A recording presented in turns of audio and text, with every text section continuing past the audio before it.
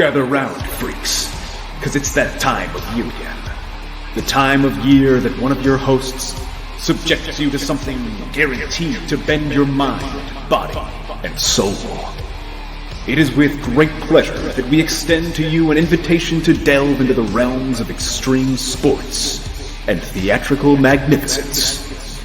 Prepare yourselves for an experience like no other, as Hey, Did You See This One?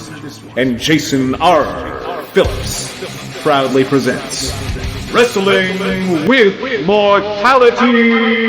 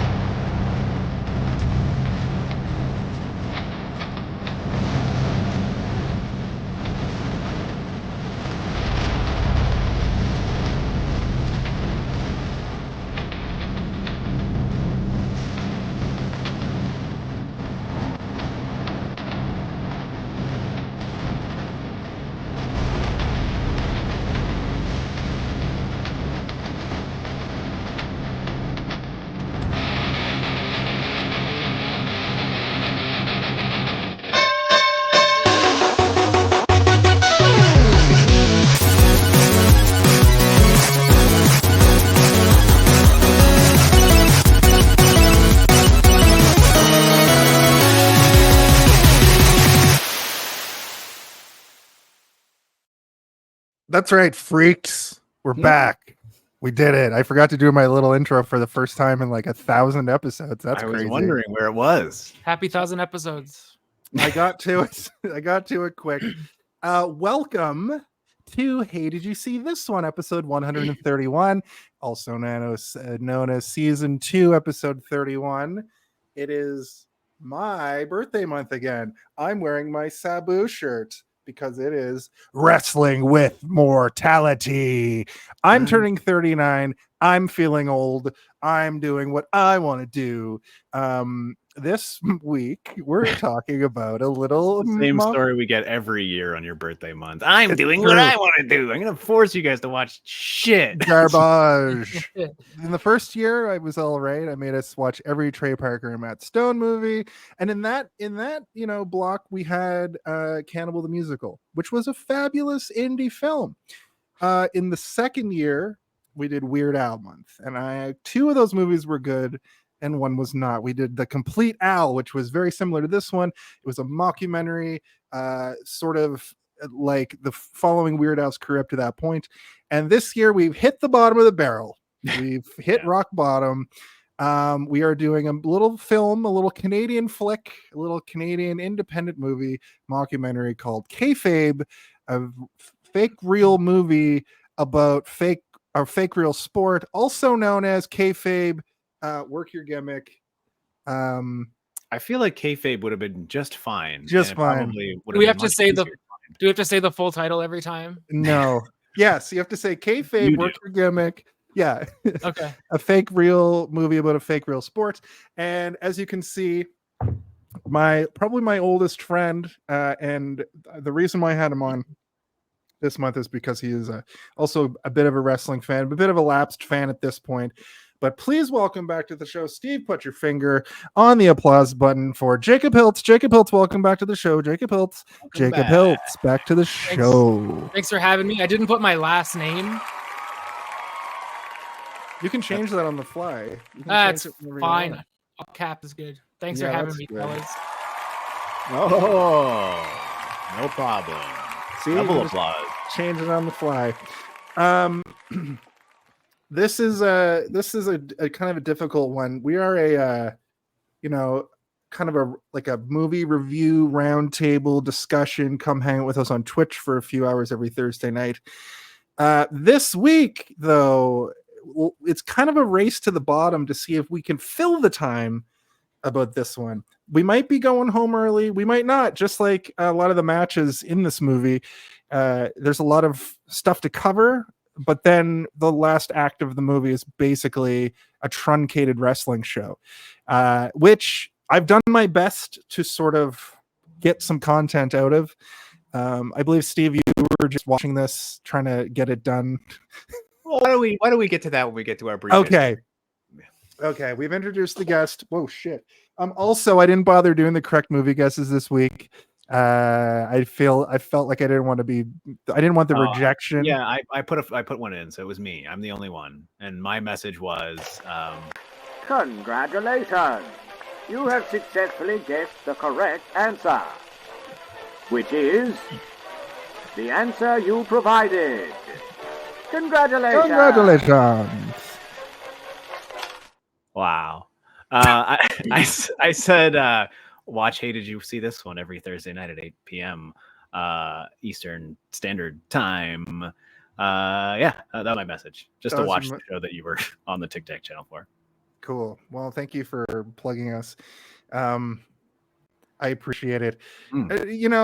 Also, if you want to see me as Deanna Troy, I was on the Star Trek radio play of the on the United Federation of Podcasts on Sunday.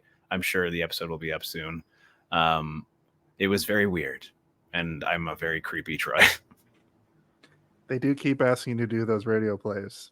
Hey, I did a great job as the Blob. We'll say that. Where's my invitation? I can't just be bystander that goes, "Whoa, it's me, bystander Jason Phillips on the fucking road here. I'm walking here."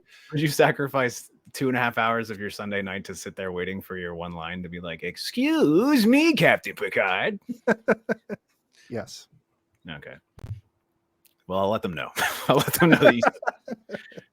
At any rate, as Steve said, you can watch all the United Federation podcasts. I'll run this down at the end of the show. You can find us. This is your call to action in 3D. You can find us on all social media, basically at Hey, Did You See This One? We're the most active on YouTube, Twitch, Facebook. There's a Facebook group.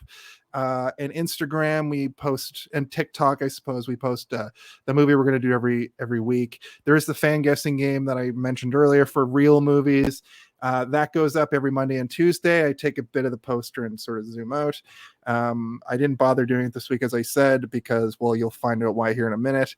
And then in addition to that, I'd like to give a shout out to White Bat Audio, who I use who we use each and every week for DMCA free audio in our pre-show, in our little 10-minute, hey, how's it going, everybody? Welcome. Everybody get in here, all three of you, and watch and listen to the show. But at this time, we're going to move on. I'm going to do my Jake the Snake real quick.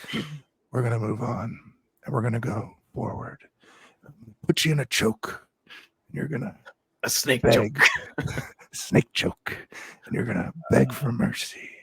Diggy, diggy, diggy, diggy, diggy, diggy, diggy. Trust me. This is our shit. Kane this Sunday at WrestleMania. Okay, that's enough of that. Sabu shirt.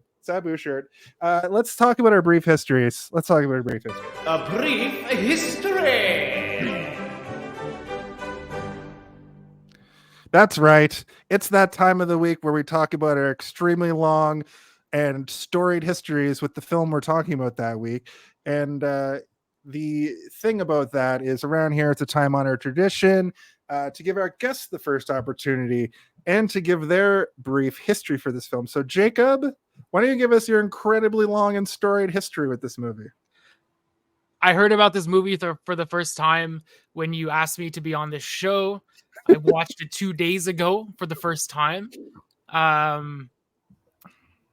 Yeah, we'll talk about how we feel about it later, but yeah, I know, you're a wrestling fan. I haven't watched wrestling regularly in 20 years, honestly, but I still consider myself a wrestling nerd because I will watch every movie, every documentary, anything that comes up. I'm obsessed with the history and the people, but I haven't regularly watched wrestling probably since well before this movie came out. I know everything about the 90s, and then it just kind of stops.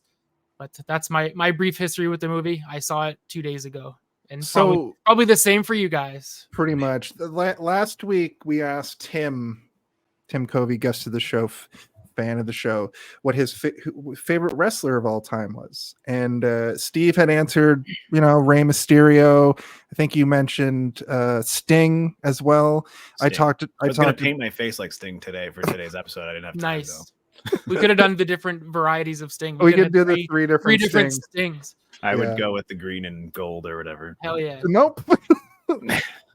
Actually, green and gold, like Surfer Sting from the early 90s. Yeah, Surfer Sting. Yeah, I would probably do Joker Jason. Sting. Yeah, I know. Jason's red and black. Yeah.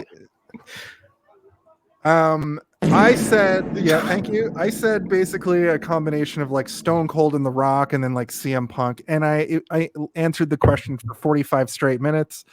And Jacob, you're gonna be similar to me, where you're gonna be like one wrestler. But since I'm gonna just say I watched this movie literally today, and probably same for Steve. I thought about my answer throughout the week, and I came up with a few more. If we do have that question again at the end, maybe I'll throw in a few other ones that had an impact on me in my childhood. I wanted to turn this brief history into our favorite wrestler talk. Oh, if that's okay. If you want to wait, we can wait. But I'm asking Jacob now who his favorite wrestler of all time is. Okay. I mean, it's not honestly a long answer. I'm a huge Shawn Michaels guy, always have been.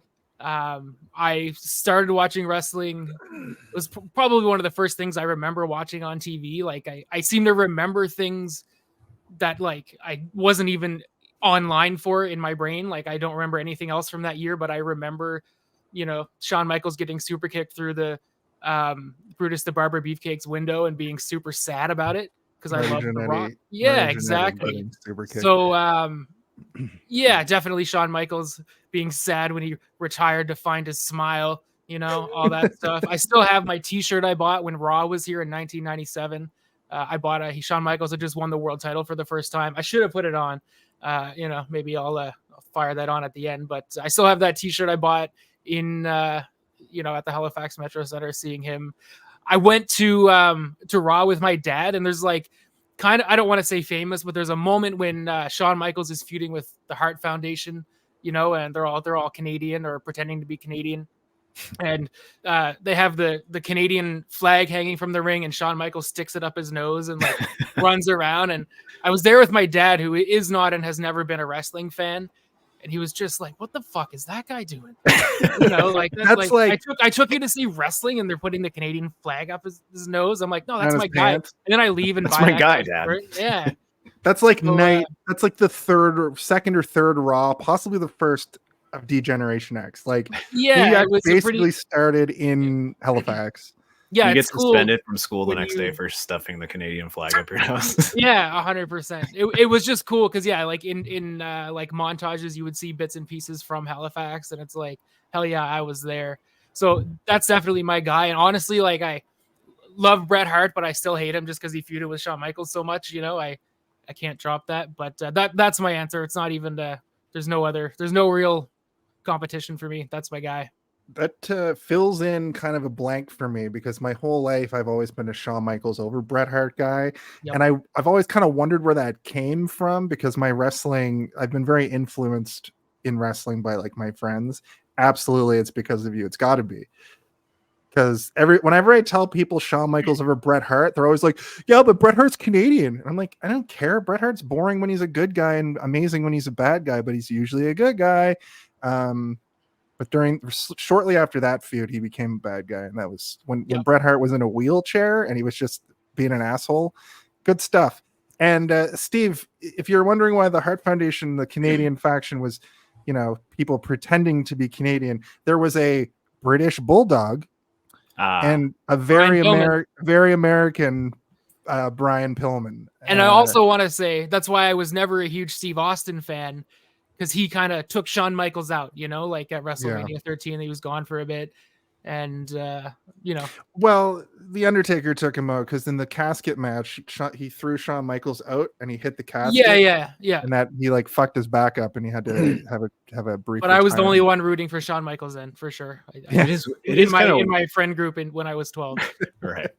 Alienated by all of your Sting pals. I watched that WrestleMania at a guy's house who had like a legal satellite dish. I won't name names on the podcast, but guy went to went to school with. It was great. Before there was streaming, we all knew one person. It was the guy's dad who roles was like, in "Hell LA. yeah, let's get the illegal dish hookup." So The guy who figured out technology early. yeah, Cool. I find it very weird that within the same continent, they're like, well, let's pretend to be Canadian. Like, why not get some actual Canadians to do that? But, whatever. they were all related to the Hearts, I guess. It was more like, Also, the Hart Foundation sounds like a literal foundation of some kind. It was. Well, there is a Hart whose last name was Hart. Yeah, H-I-R-T. Do they donate money to like heart? No, like just congestive heart failure. And what's more, Jim the Anvil Neidhart, his name it's Neidhart. That's like he married one of the sisters.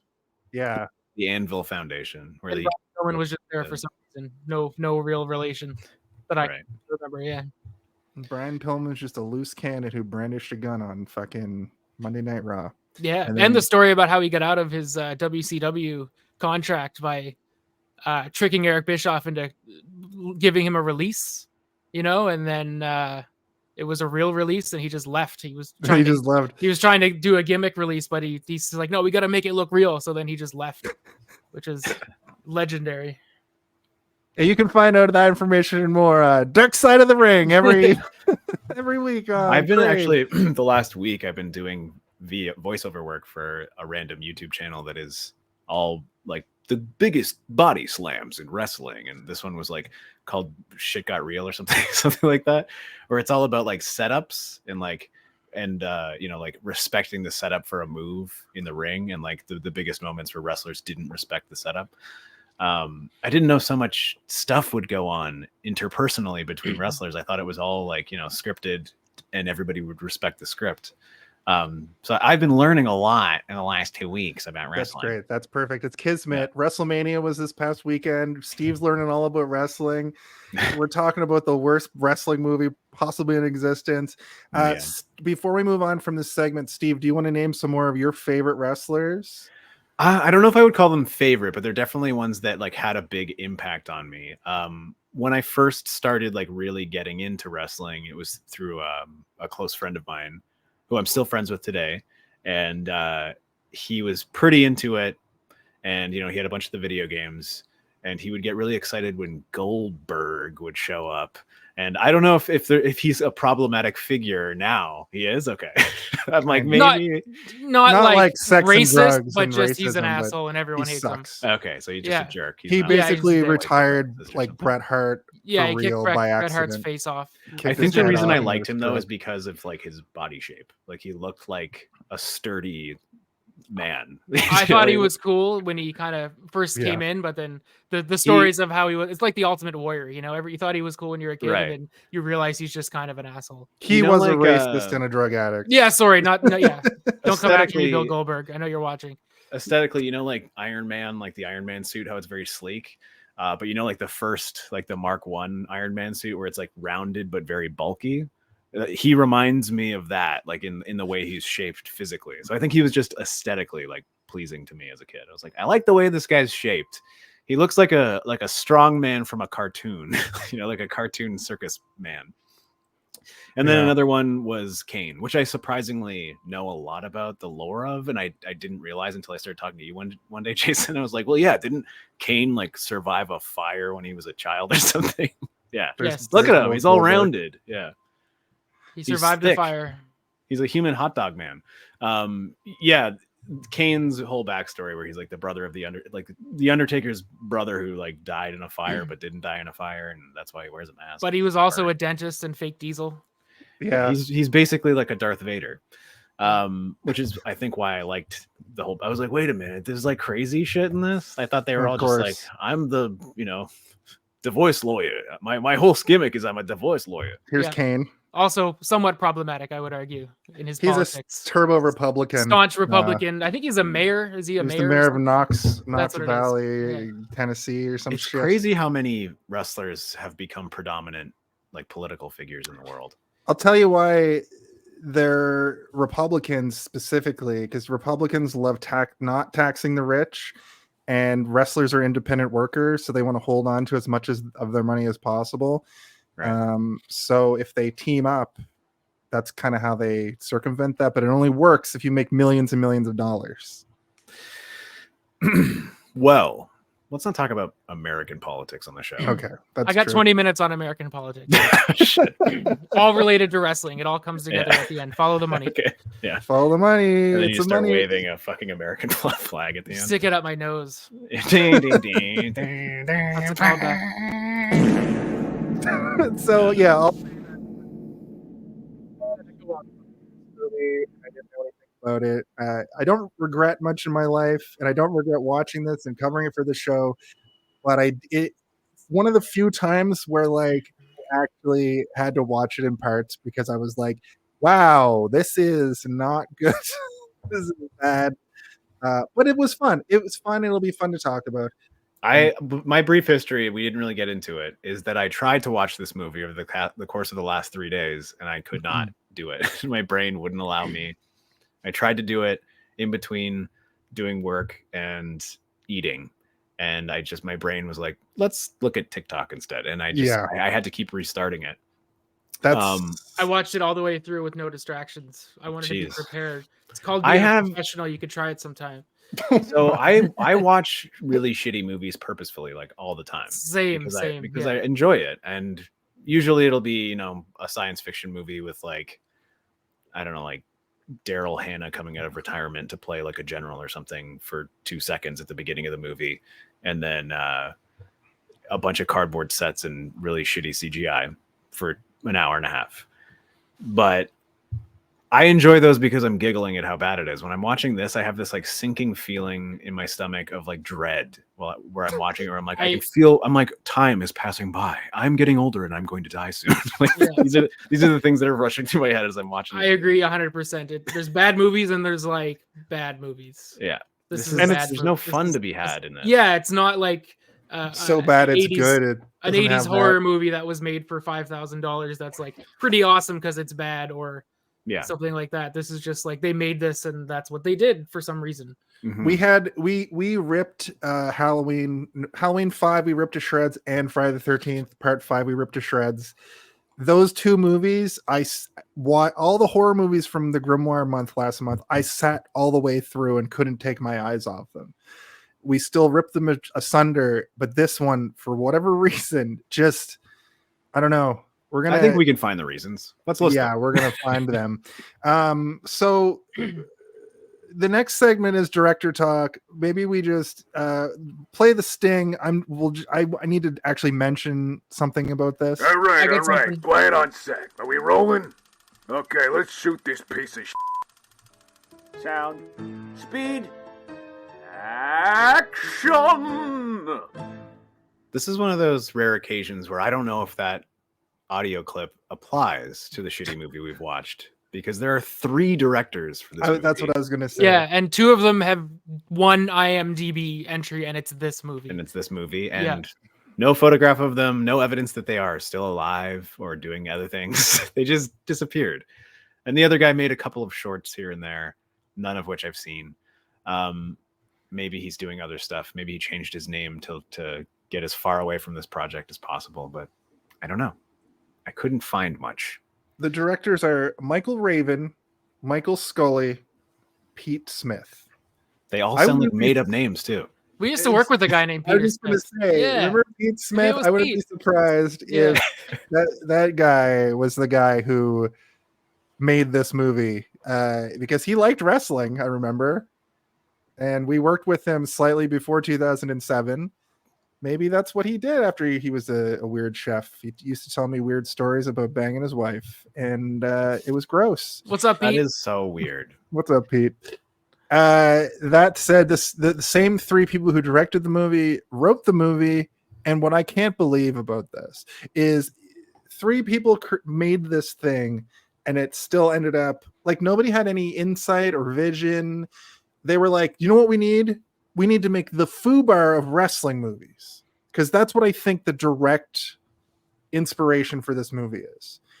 Well, yeah, because FUBAR seems like one of those movies that when you watch it, you're like, if you're an idiot, you think, oh, we can do that. We're funny.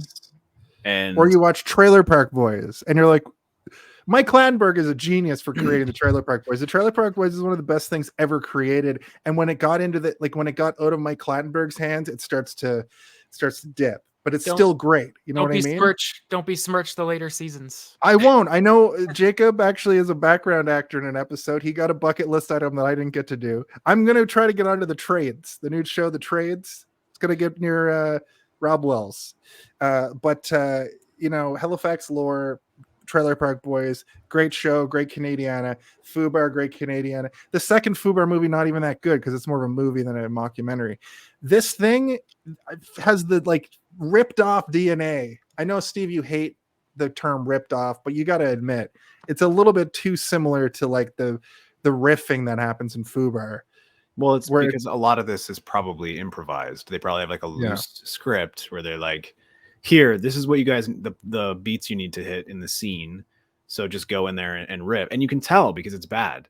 And, the way I was feeling about this is everybody knows that guy who's funny. And, let's say you're sitting around a campfire drinking whiskey or beer or something. And the guy is very funny around the campfire. But you put him on camera with a specific objective to be funny.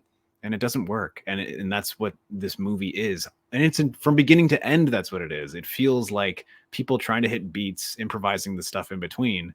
And they're clearly not professional actors. I mean, one of them, I think, went on to the guy who plays Tomahawk Jock. The best name I've ever heard. Horribly offensive. Yeah. He went on to do stuff, and I think that he's still acting today, which is great. But he was probably one of the people they hired because he's an actor and not because he was just one of the guys that they the got top to be in the billed movie. person in this movie is Erin Boyes, who plays Wendy. And I've seen her in other stuff. Okay. She's actually got 56 credits on IMDb. She's Al's daughter. Okay. She basically has 2 lines in the movie. She's top billed. If you go down the list of people in this movie, the main character of this movie is, I said 12th build, but he's, let me see, 2, 3, 4, 5, 6, 7, 8, 9, 10, 11, 12, 13, 14, 15, 16, 17, 18, 19, 20, 21, 22nd build. Okay, but this is just... Could you count that again? I think you skipped something. This is in order of appearance, I think. It's not in top build. Are you looking at IMDb? Yeah, no, but he was you see him first in the movie. Well, this is not a real movie, so saying top build is completely meaningless in the situation of Listen, Kayfabe. If you go to a real movie, the first 3 people are Hugh Jackman. I know, but Hugh if you go to a Laurie, real movie, Hugh the Grant, person who's top build is the person who got Hughes. paid the most to be in the movie, and I don't think anybody got paid to be in this movie. The budget was $50,000. $50,000? Wow. How the fuck did they get that? Yeah, man, I hope they made a little bit of that back. I want to know, I didn't look up much about this because I assume there's no information about it, but if you look at the poster, it's got a bunch of those film festival thingies on it, but but did you read what they are? They could. Oh, is it body slammingest movie? It's best comedy from Buttfuck Magazine. And you're oh god, I didn't know Buttfuck Magazine was giving out awards for best comedy. The thing is the poster is so pixelated that I can't even see. The movie's pixelated. There's a trailer for it that looks okay, but the rest of it is garbage. Mike Scully is a name I feel like I've heard, but it's obviously a different Mike Scully. It's on Rotten Tomatoes, not rated on Rotten Tomatoes, obviously. Kayfabe documentary. It has a Indiegogo, but that's a different thing. That's a completely different thing. There's no information about this movie. How did you glean that they had $50,000? I did my research.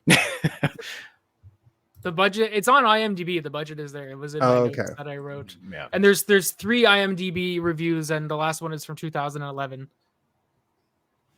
So, somebody asked on Squared Circle on Reddit if anybody can find the movie on DVD. No responses. Archived. I was so when I was making the video that we play at the beginning of the episode, the quality of the video that I had of this was so poor that I couldn't use it, because in order for you to even be able to tell what was going on, it had to be extremely small. So it would have been just like regular sized images and then like a tiny little box of, Tomahawk Jacques doing some sort of offensive dance in the ring or whatever. Yeah. I do really appreciate some parts of this, like the kind of wrestling tropes, like the white guy playing the indigenous guy. But in 2007, listen, let's get to the body of the episode. And let's pretty hilarious. Let's pull this thing apart and fuck it. Yeah.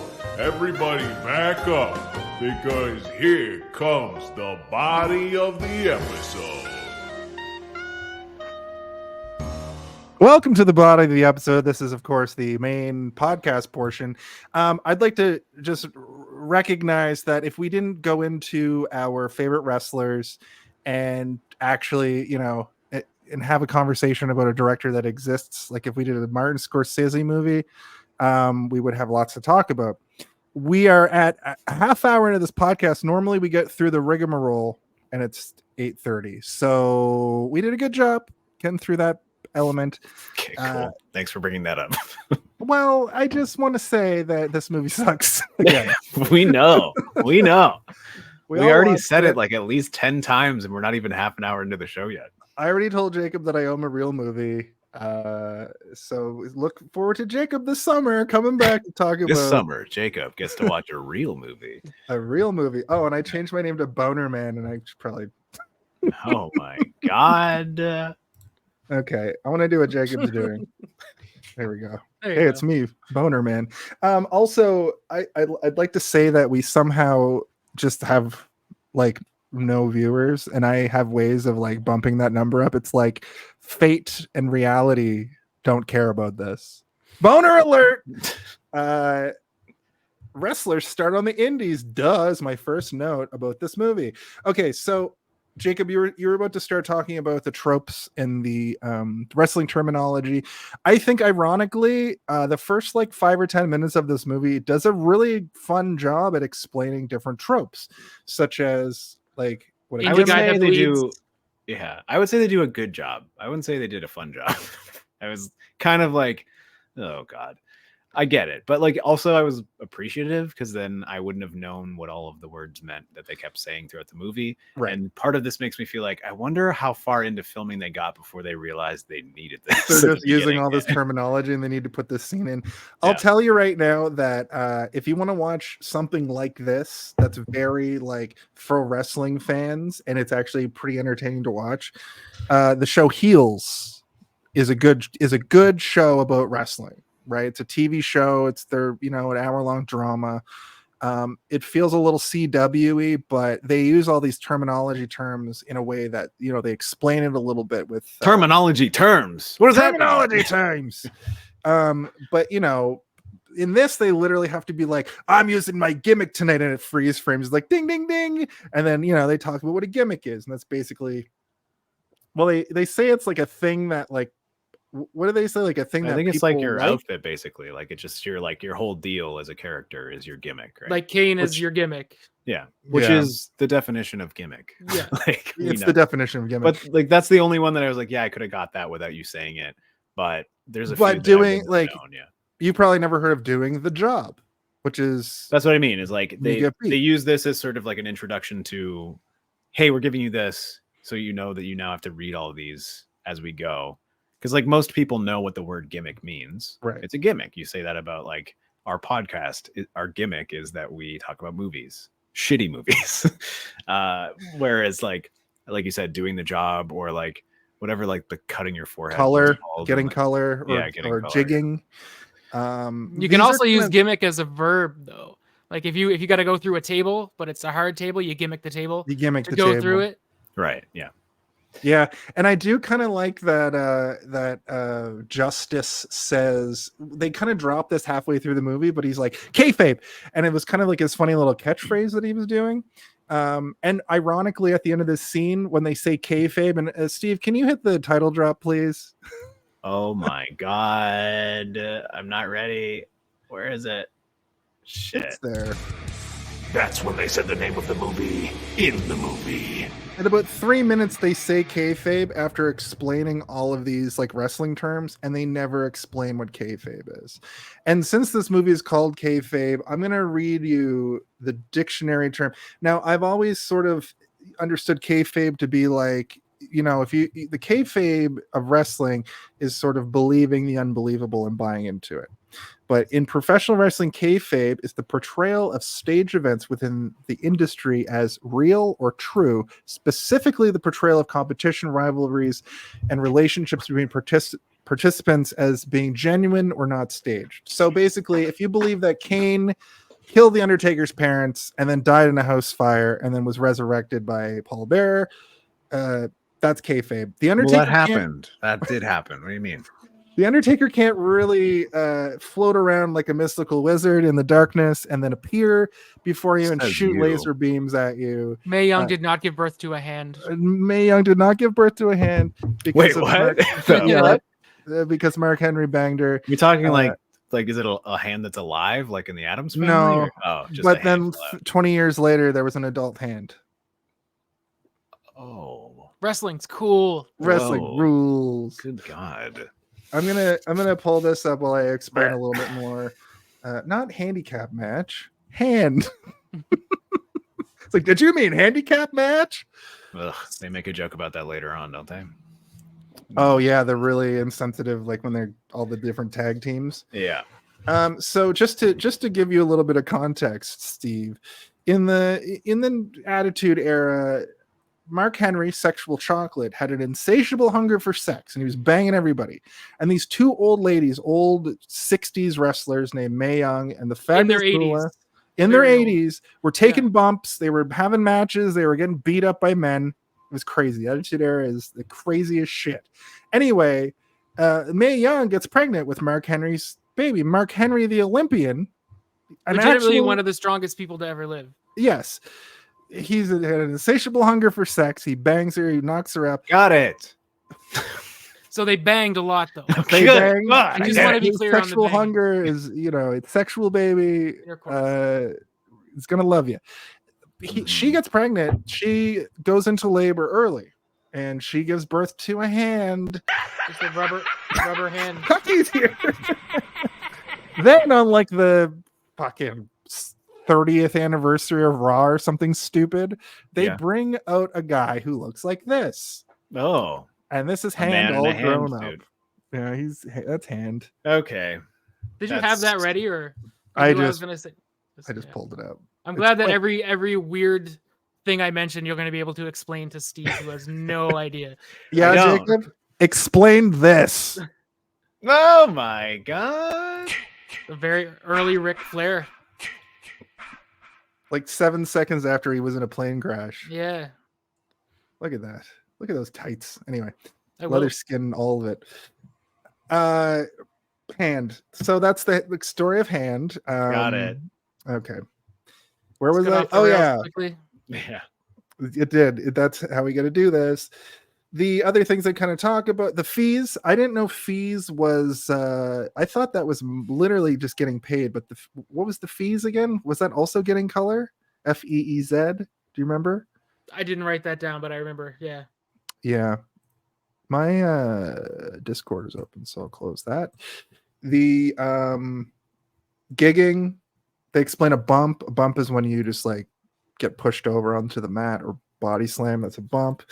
And then I wrote lol, the French Canadian dressed as an Indian, and Tomahawk Jock is there. Oh, they also explain what rats are.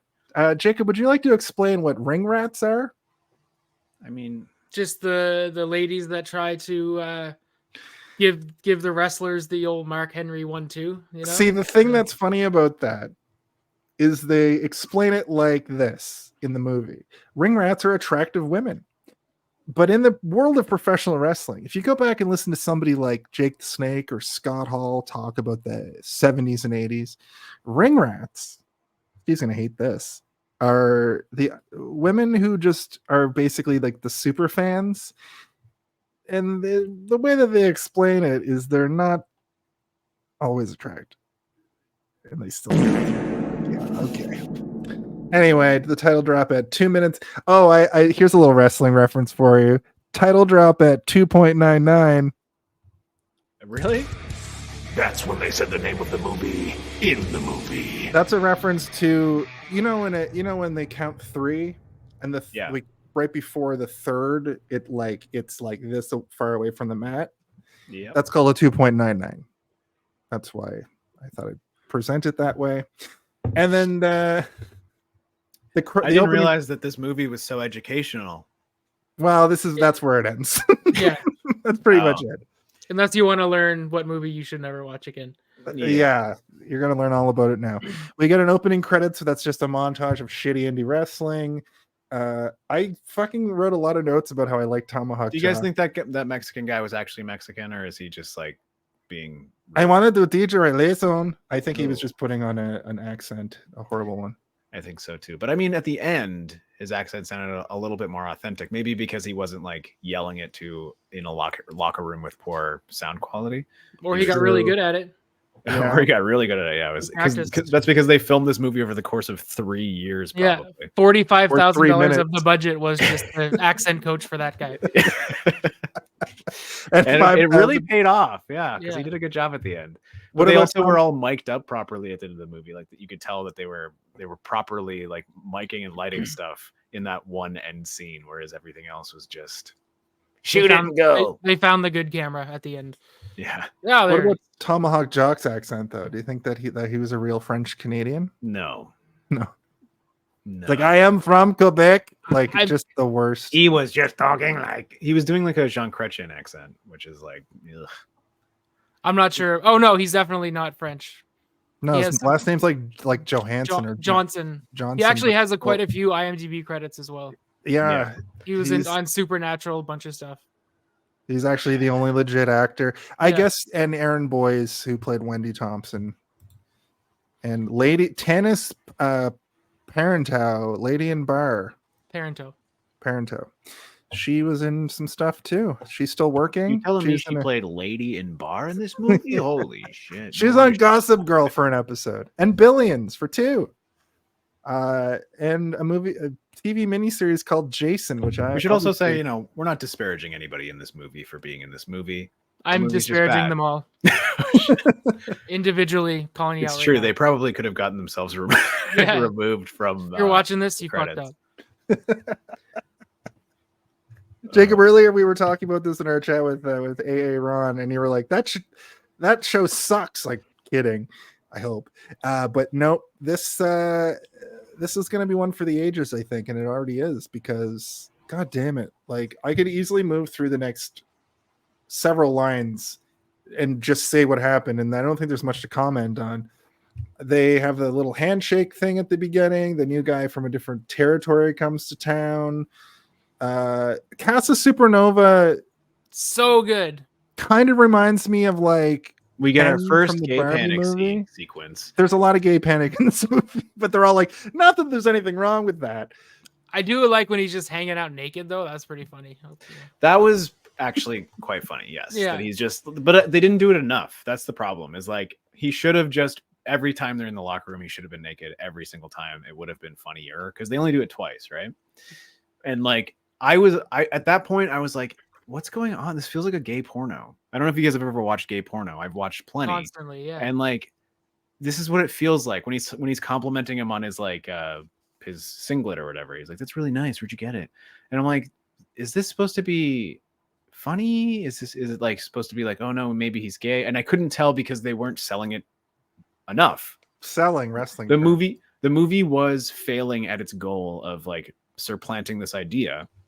And they keep going back to it, and you don't fully get it until the joke where he's like, "Watch out for the gay guy, kiss me, and I'll tell you." And then he shows up. And then he's naked, and I'm like, "Oh, okay." So they are trying to make this, because I just thought maybe that he was, because they're all not good actors. I thought that maybe he was just like a little bit more flamboyant in real life, and this is how he's acting. The worst one, though, of what you're talking about is when he has the match with, I think, Kevin Powers, like the Christian guy, and he puts him in a abdominal stretch. Puts him in the abdominal stretch, and he's so sweaty and just like humping him like Thrusting. for like too long and thrusting.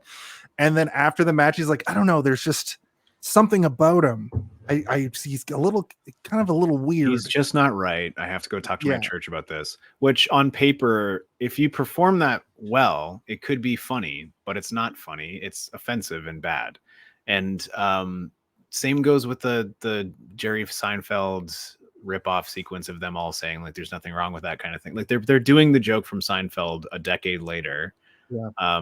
And even now, if you look at the Seinfeld, you're kind of like, all right, not that great. But at the time, it was fresh and new. And then they're just doing the same thing. And it's even worse because they just like, you almost feel like, I don't think that these guys have ever met anyone who's gay before.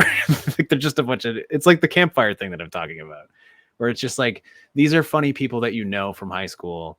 You don't need to put them on camera and have them do their shitty joke. This is like stuff that if you put it through several filters of a writing process, you might be able to pull something out at the end that is actually funny, but it's like first draft material. I was thinking three directors couldn't get it right. Couldn't get it right. I was thinking that's the thing. I think that maybe the three directors was detrimental to them because they like there's no vision. No, they were probably all sitting in a triangle laughing at each other's horrible gay panic jokes. Being like, that's so fucking but also funny, man. See, what I was thinking about that is they didn't go full gay panic. It was like it felt like they had to keep going. It's 2007 though. We can't say that. We have to tiptoe around it. They didn't go one way or another fully. They didn't like treat it respectfully, but they also didn't be like F slur this and that, right? So I think it could have been a lot worse. I think it could have been a hell of a lot better. But when you just kind of enlightened me, kind of just my ears perked up when you said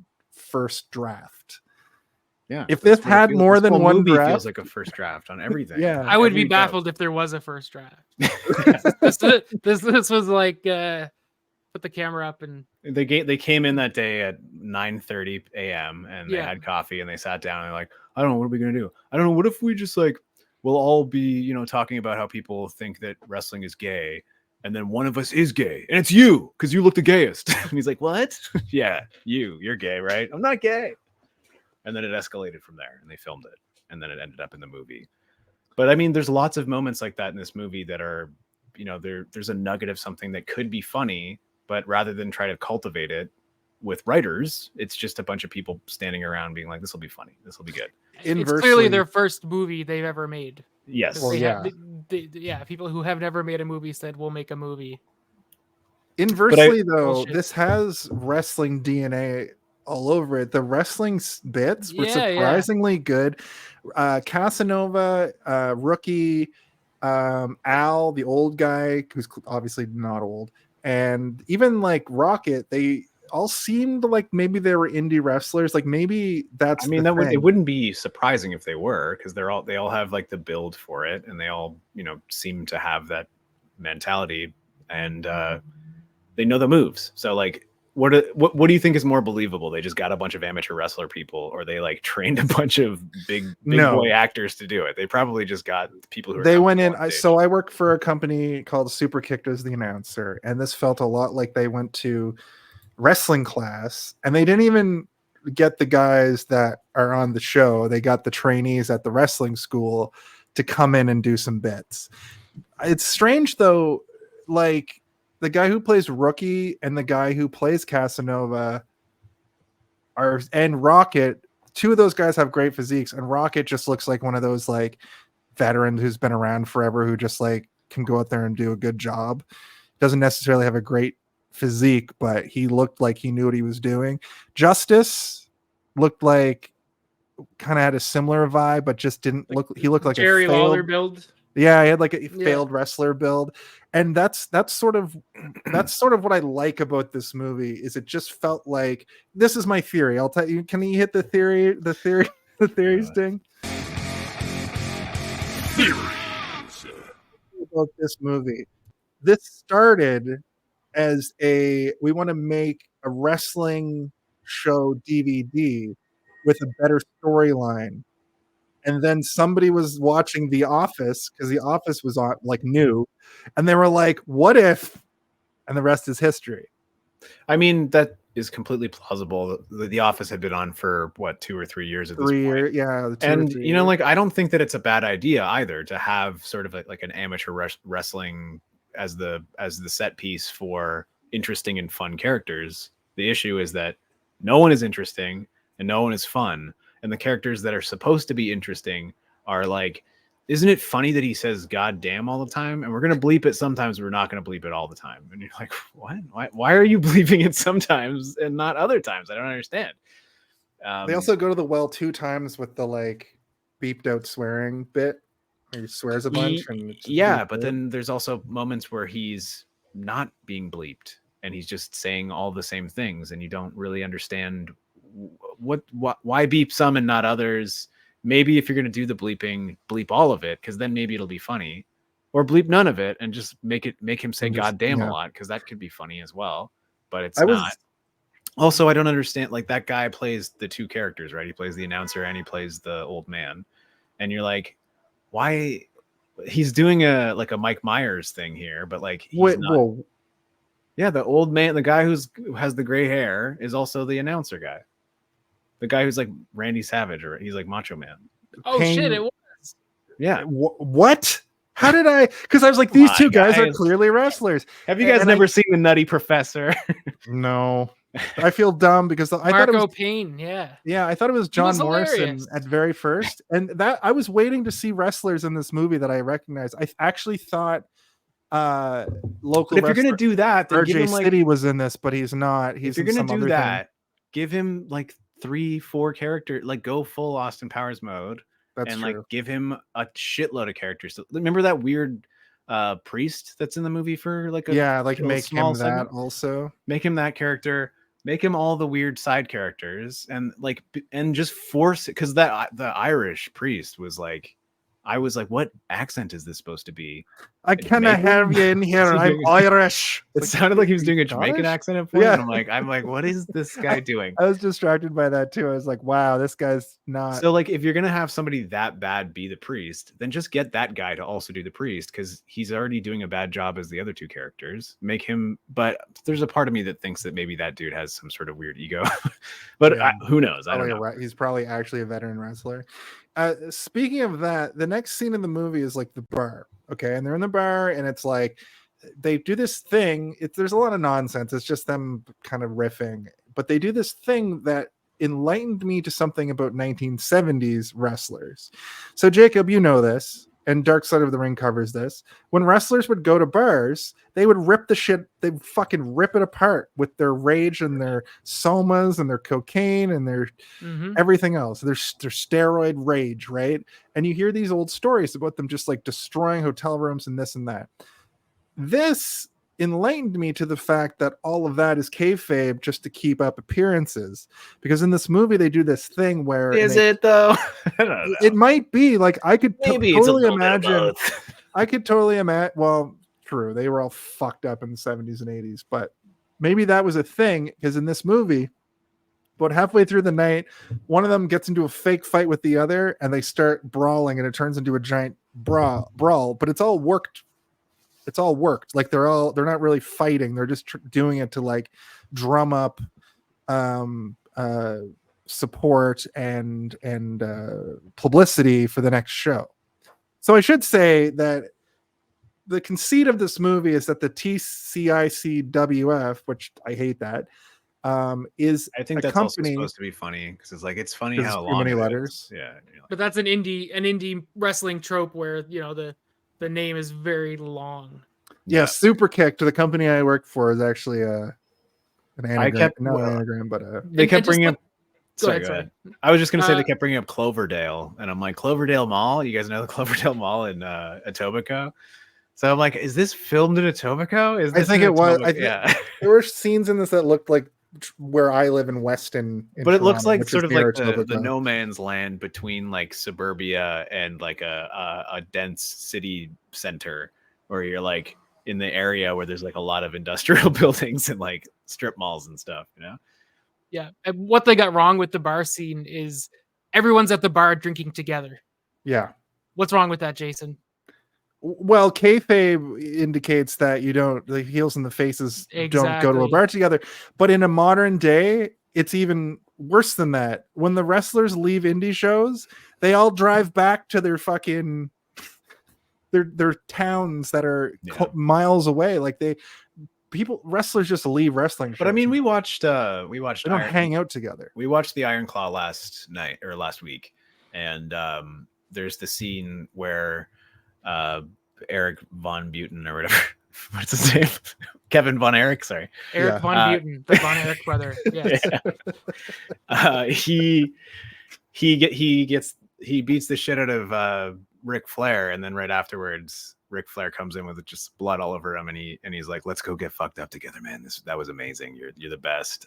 I'll give you a rematch anytime." So like, I assume that even in professional wrestling, there was like a certain level of respect and platitude to be given for sure. But it was more of a you couldn't go have a heel and a face fight and then see them together at the bar later, right? To the point where they had to keep kayfabe, right? That's what there were situations where the boys would drive together from town to town, and there's famous stories about the boys getting pulled over because they're drinking 30 beers in a 3-hour drive, like ridiculous shit on the road, and then they can't have them show up to the town together because these people are feuding. And kayfabe was a lot more protected, probably up until about 1993. So yeah, kayfabe was fucking crazy because people believed wrestling was real until the internet. It's crazy that people thought it was real. Like, this man dressed like a circus clown is fighting a man dressed like a dentist. It's real. Yeah, that was the new generation. Yeah. That's about it. That's about the time when wrestling was revealed to be not real. And then it was very real again when the NWO and D-Generation X were feuding. But the thing is like when WCW and WWF were fighting with each other in the late 90s, all the biggest guys were all best friends behind the scenes. They were trying to one up each other in like a camaraderie way. But in the 70s, like they didn't really cover that in the Iron Claw, which was another kind of frustration I had with the movie. Like there were some that things movie about rules. It's a fantastic movie, don't get me wrong, but there's some things in that movie that I wish they would have, like, I hope they put out like a longer cut of it. I hope there was some cutting room floor about some more of the stuff that this movie ironically kind of covers, but the rules, because in the 70s, like Jacob said, Ric Flair was kind of going out of his station to say something like that to Kevin Von Erich.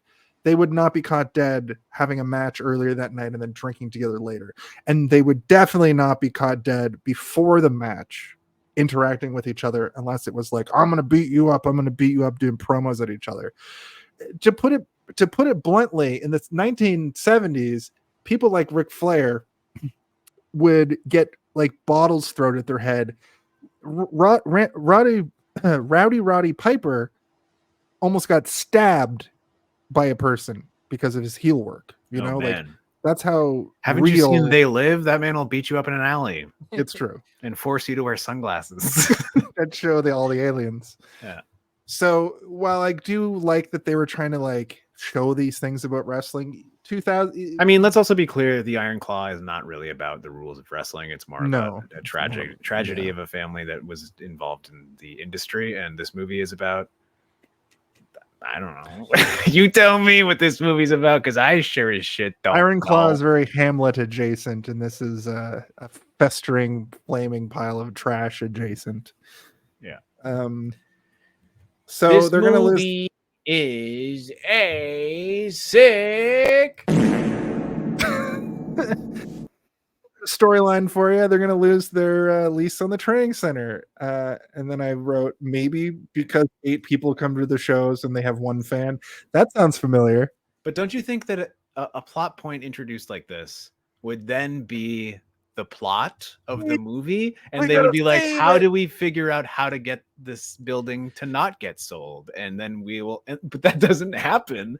The building still gets sold in the end. It's just them like, all right, let's have a great last run, guys. And then that's it. Like, that's nothing, no stakes at all.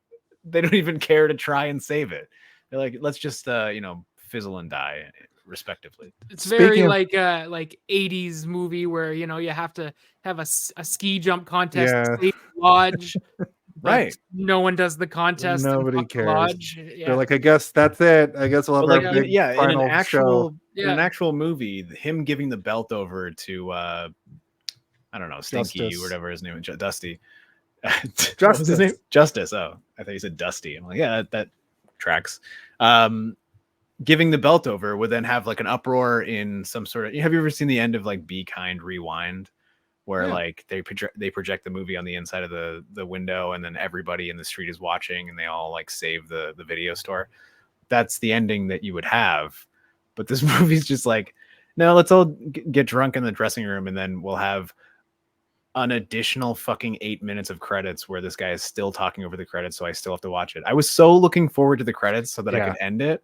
Me And too. the movie keeps going to the last second of the credits. I'm like, I guess I have to watch. When we do a this to shitty talk movie about it. and I see an 87-minute runtime, and I know 10 minutes of that is going to be credits, so it's like a 70-minute movie. But sometimes if the movie's from the 80s, the credits are only like 2 minutes because not a lot of people worked on it. or they start with the credits. Yeah, or they start with the credits. If you watched this movie literally today, they have this sequence where they're I think it was Powers, the Christian guy, was like talking about football legends that one of the other wrestlers reminds him of, and he mentions Reggie White and AC Green and OJ Simpson. Yeah. OJ Simpson died today. What? Which I thought was crazy, because as I'm watching this movie, I get my phone lights up with OJ Simpson is dead.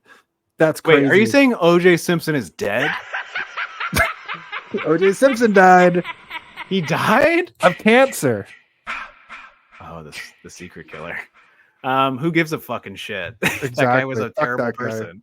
He was pretty awful. sure he got away with murder. I mean, he literally got away with Few murder. times, yeah. Twice, yeah. And he wrote a book called How I Would Have Done It. Yeah. What? If I did it. Yeah. Yeah. I think it was If I Did It. Or If I Did It. Yeah. Right.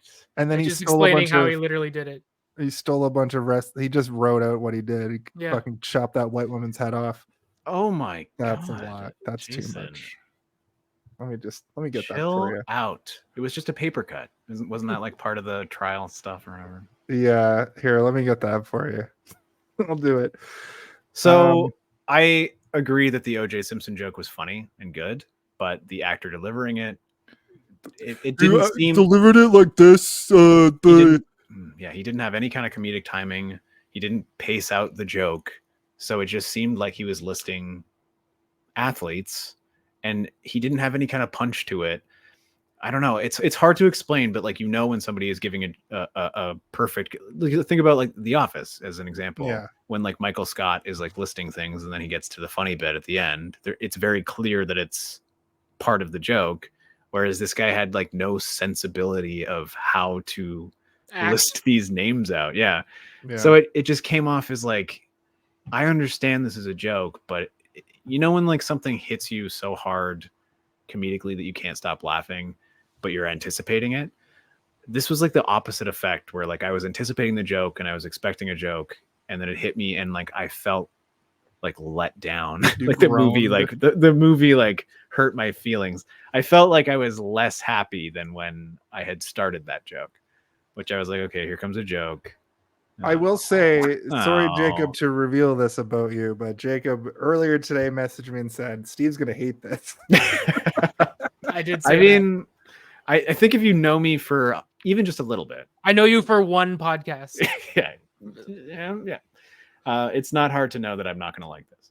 Yeah. But it's for stuff like this. It's for jokes that you can tell, like I said before, they set up a joke. They probably wrote most of that out. And in the hands of anybody competent, they could at least make it feel like a joke and not like somebody reading a joke. It's almost like the guy didn't get the joke who was saying it. Like he didn't realize. Yeah, he just read it off a cue card. And the thing too, that it's interesting from my point of view, that is like somebody with encyclopedic knowledge of wrestling I did find some gems in there, and same with you probably too, Jacob. Like, I went to wrestling school. They introduced this character Cam in this next little bit, and I actually went to wrestling school with a person similar to Cam, who is sucked, like terrible, never going to be a wrestler, never going to get invited to be on the main show, but they tried their damnedest, but constantly fucked up. And this person was just paying the people money to just get trained. And eventually the trainers had to be like, we can't take your money anymore. And I believe that if this story continues, we've now officially become a scam because of you. Yeah. Like the Cam character, I've kind of felt bad for because he reminded me so much of this wrestler that I knew that just was just throwing money, just had this dream and just constantly fucked up. And it's funny because there's parallels where they always wanted to do things. They always wanted to like have run-ins or do a promo, and they were asked to do the most simple shit because when you're in wrestling school, you have to be part of ring crew. When you're part of ring crew, you have to do things like go out on a flyer, help set up the ring and put up the chairs and put up the signs and blah, blah, blah, put up the lights. And when I was doing it, I was like, fuck this. This is dumb. My ability to announce is clearly amazing. I should be talent.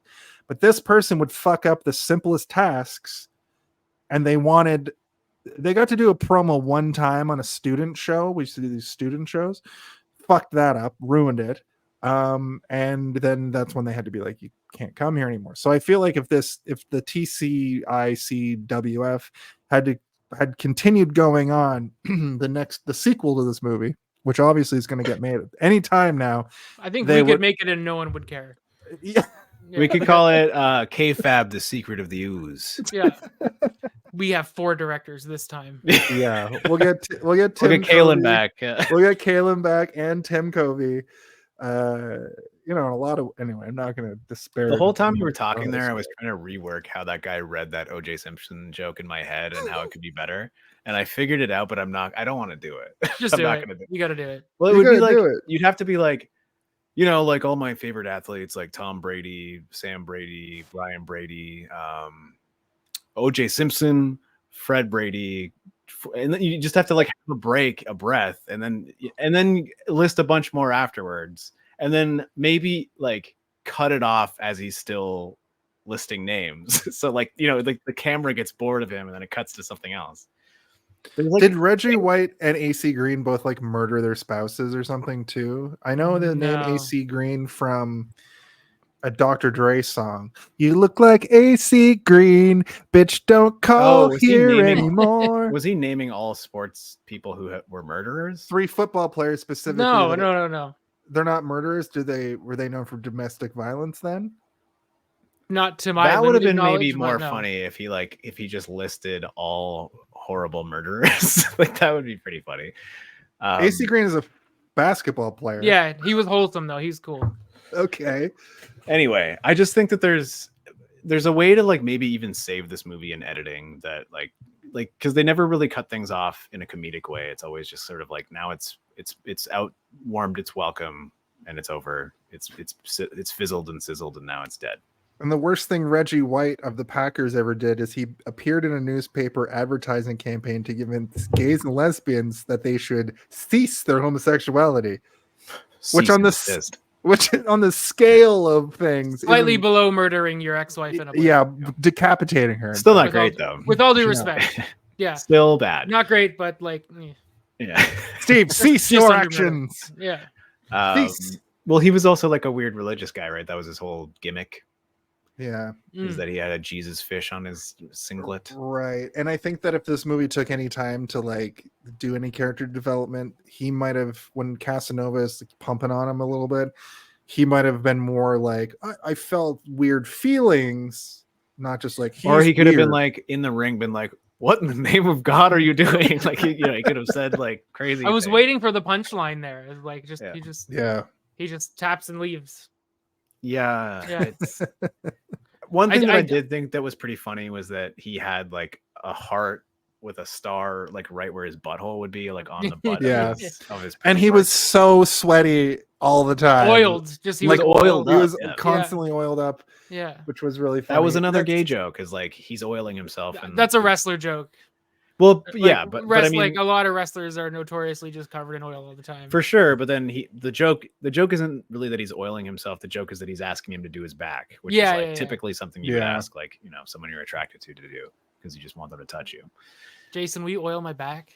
Well, I'm definitely going to be on a list for this, but I'm going to show you a little picture of an oiled man. Oh God, it's Randy Orton. It's going to be Randy Orton, isn't it? Jacob. Okay. Did I ruin it? No, you fucking enhanced it, if anything. I knew it was going to be the most over-oiled wrestler of all time. I knew. Do you know what's funny about him being over-oiled? They banned baby oil in WWE for like 5 years because Randy Orton would come and wrestle a match, and then people would go to do moves off the top rope and fucking slip and die. Not die. Slip and wipe out. Yeah, that's pretty funny though. That should have been a joke in this movie. That would have been so funny. I think that's the joke they were trying to make, because this would have been in 2000. No, but I mean, like, so like, you know, there's like 2007. Yeah. Like, in 2007 is like the beginning of Randy Orton's career. Prime oily Randy Orton. You know how there's like a shitload of wrestling matches at the end of this movie in a row. It would have been funny if after their match, the next guys were just like sliding around the ring, like they can't grip each other. They're falling into like pools of oil. Yeah, like that would have been funny. But I mean, that's like an airplane style joke that they probably didn't have the extra. These guys don't know who Mel Brooks is. $2,000 to. Mel Brooks didn't direct Airplane. Yeah, but you're right. It's the guys who made the Naked Gun movies, no, they were involved. Yeah, they produced the director. Yeah, they produced it. I know you guys. I know, Steve, you don't think there's any plot points, but they do introduce a bit of a plot point to explain the relationship between Justice and Rocket at this point. Cam loves the Rocket, right? We learn that about him. But then so does Casanova Frankenstein or whatever his name is. But then it's revealed through Cam sort of babbling. There was a match that happened like several years before between Justice and Rocket where Rocket got Justice up for a brainbuster suplex, dropped him right on his head, right when Rocket was supposed to go to the show. Now, for you sports fans at home, the show means WWE. Let's not mince words. It means WWE because in 2007 there were two wrestling companies that were big. One was huge, WWE. One was tiny. I wonder why they weren't allowed to say it. TNA. Probably just trying to avoid any, because WWE over the years has been really weird about their IP. But I mean, you're like just not even being allowed to mention them is kind of wild. But I guess they are. They're a product at the end of the day. Think about Nintendo though. Think about what Nintendo's done over the years for just people trying to like. But like, if you were to mention, like, let's say you're making a joke in a movie where like two people are in a restaurant and they're like, you know, like, can I get a Coke? And they're like, oh, we only have Pepsi, sorry. And then you're like, fuck. Like, like that's the joke. Are you allowed to say that in a movie? They have lawyers that write all that. Entertainment lawyers scribe all that. What's allowed to be said. That's all. That goes through layers of lawyer to be able to say that. Okay. You know what I mean? I do. These guys had no lawyers. There's one. The three writers probably shared one lawyer during the making of this movie.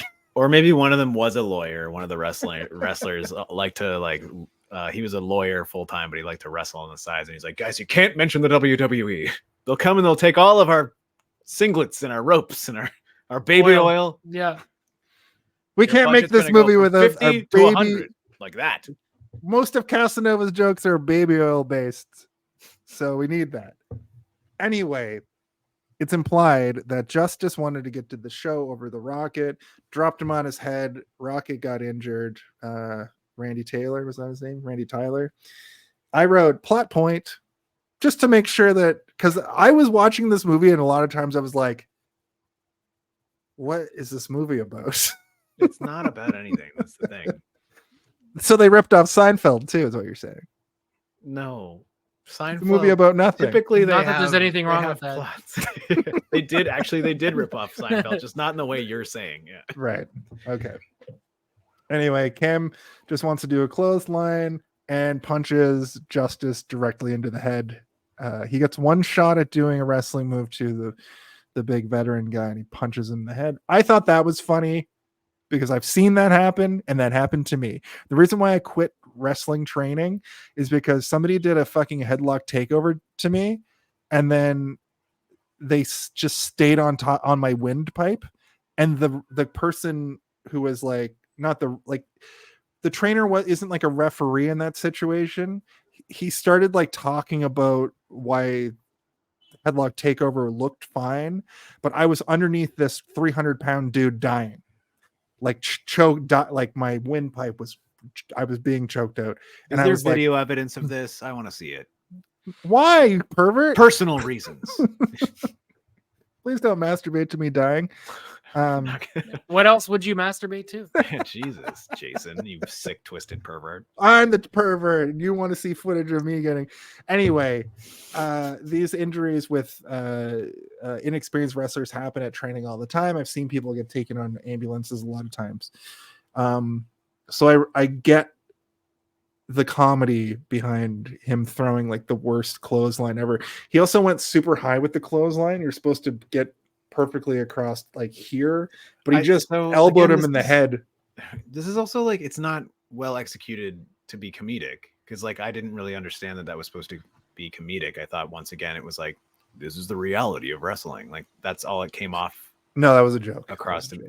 Well, see, not to me it wasn't, because I didn't find it funny at all. Yeah, I was like, oh, I guess this happens in wrestling. I think this movie was more funny to people that know a lot about wrestling, maybe. But that's a failure of the movie because 100%. I'm not saying that's a good thing. Yeah, I took my girlfriend to see Iron Claw. She's never watched wrestling in her life. Yeah. She's like, "How's a good movie?" Yeah. Also, Iron Claw made me laugh more than this, and Iron Claw is one of the most tragic things I've seen in a long time. They took tragedy out of that movie, but you'll get to that next time. Next time we review Iron Claw Part 2. Oh, you did it already? Yeah, last week. Yeah, last week. Oh, I pay attention, of course. I also said that to you like multiple times. Oh my god, you can talk. Right. I really like the clampdown. Do you guys remember the clampdown? El Robato's move where he just like twists the nipples and just holds. Yeah. I think there's something there. That's in my notes.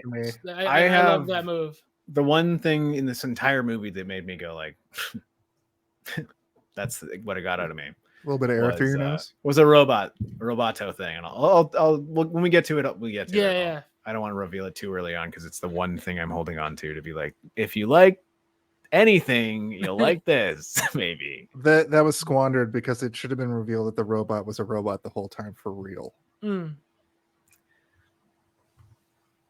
Maybe would have made the movie Spoiler better. alert. I don't know. Yeah. That doesn't. Also, happen. who was? No, that was what he said. He's like, oil alert. I'm running low on oil. I never really clocked who El Roboto Fantastico was. Was that the Spanish guy? Yeah, the little Mexican walks dude. in the beginning with a sombrero on. Yeah. Okay. Come on. Get it? Because he's a. Who else is it gonna be? No. Play the thing. I think I would have removed it. No way.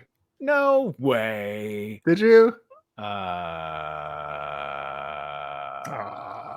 Wait.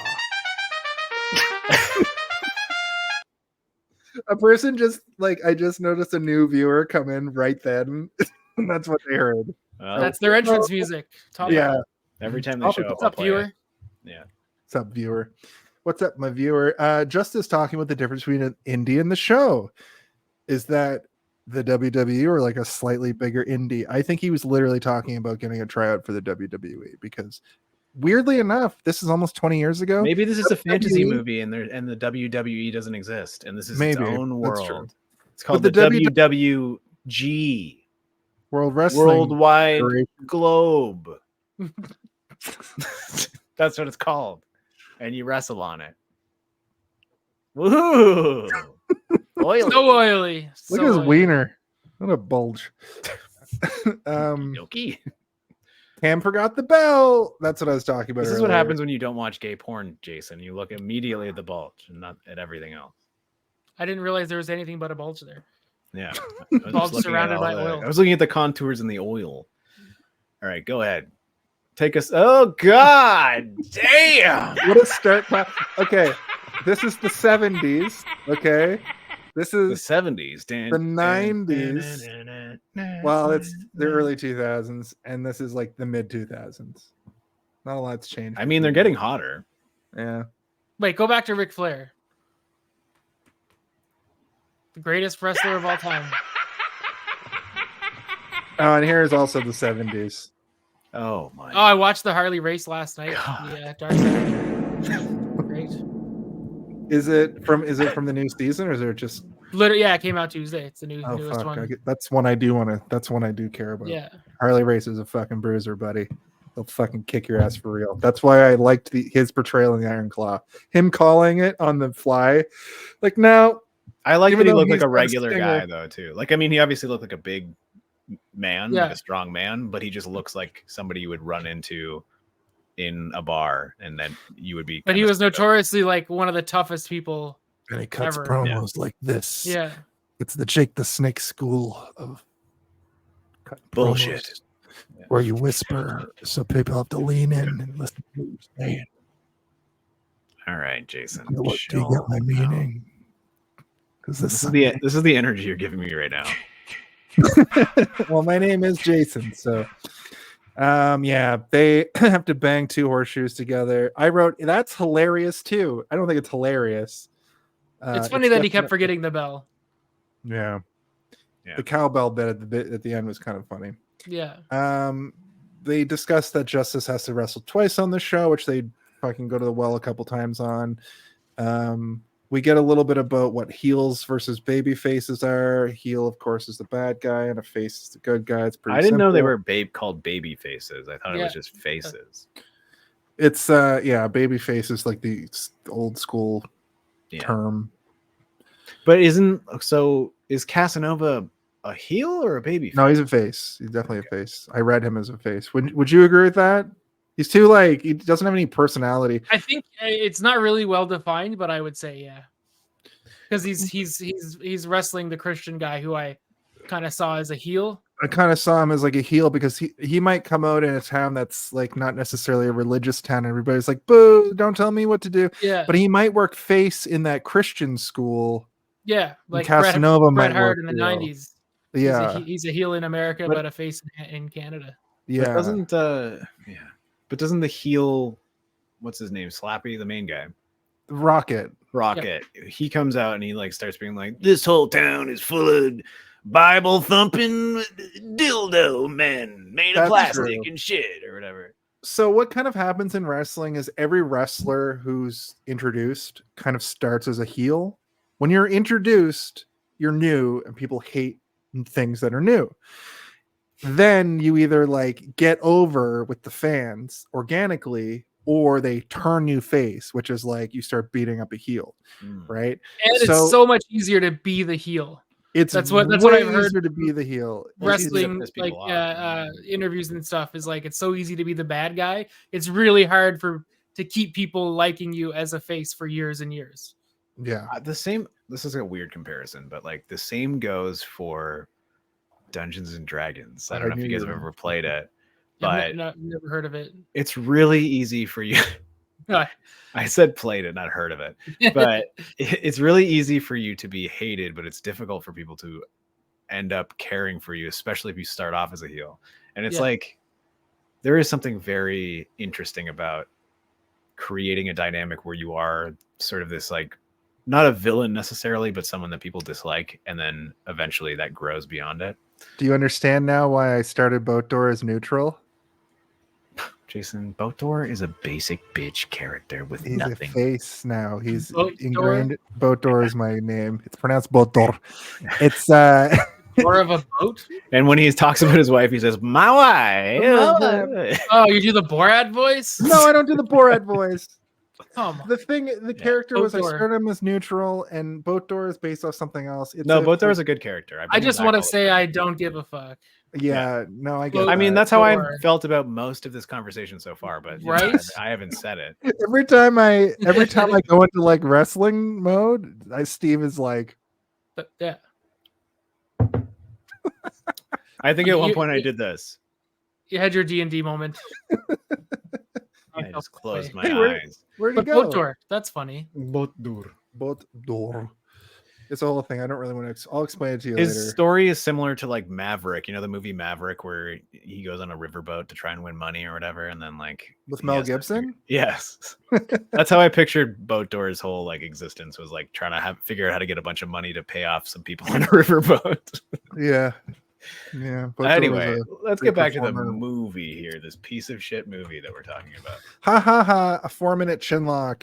What an asshole. Okay, so this is that when he's like, "Hey, how's it going?" Yeah. Like so this is actually fun. I thought this was a fun moment because in wrestling, they're talking to each other the whole time, like literally. Because this is also, again, I know I'm gonna keep bringing this up. This is something that could have been genuinely funny. And it's not. Well, the thing that I didn't like about this bit was that this conversation they're having is boring. Yes. And imagine they got way closer and way quieter and way sweatier. Like imagine there's like sweat pouring down their faces. The guy is like actually got veins coming in his head. And he's like, "Hey, how are you? You doing? What you do today?" And he's like, "Oh, I just did a whole shitload of squats or whatever. Thinking about getting some." Oh, they talk about the boots. Even the boot conversation could be funny, but they're like they just, I don't know, man.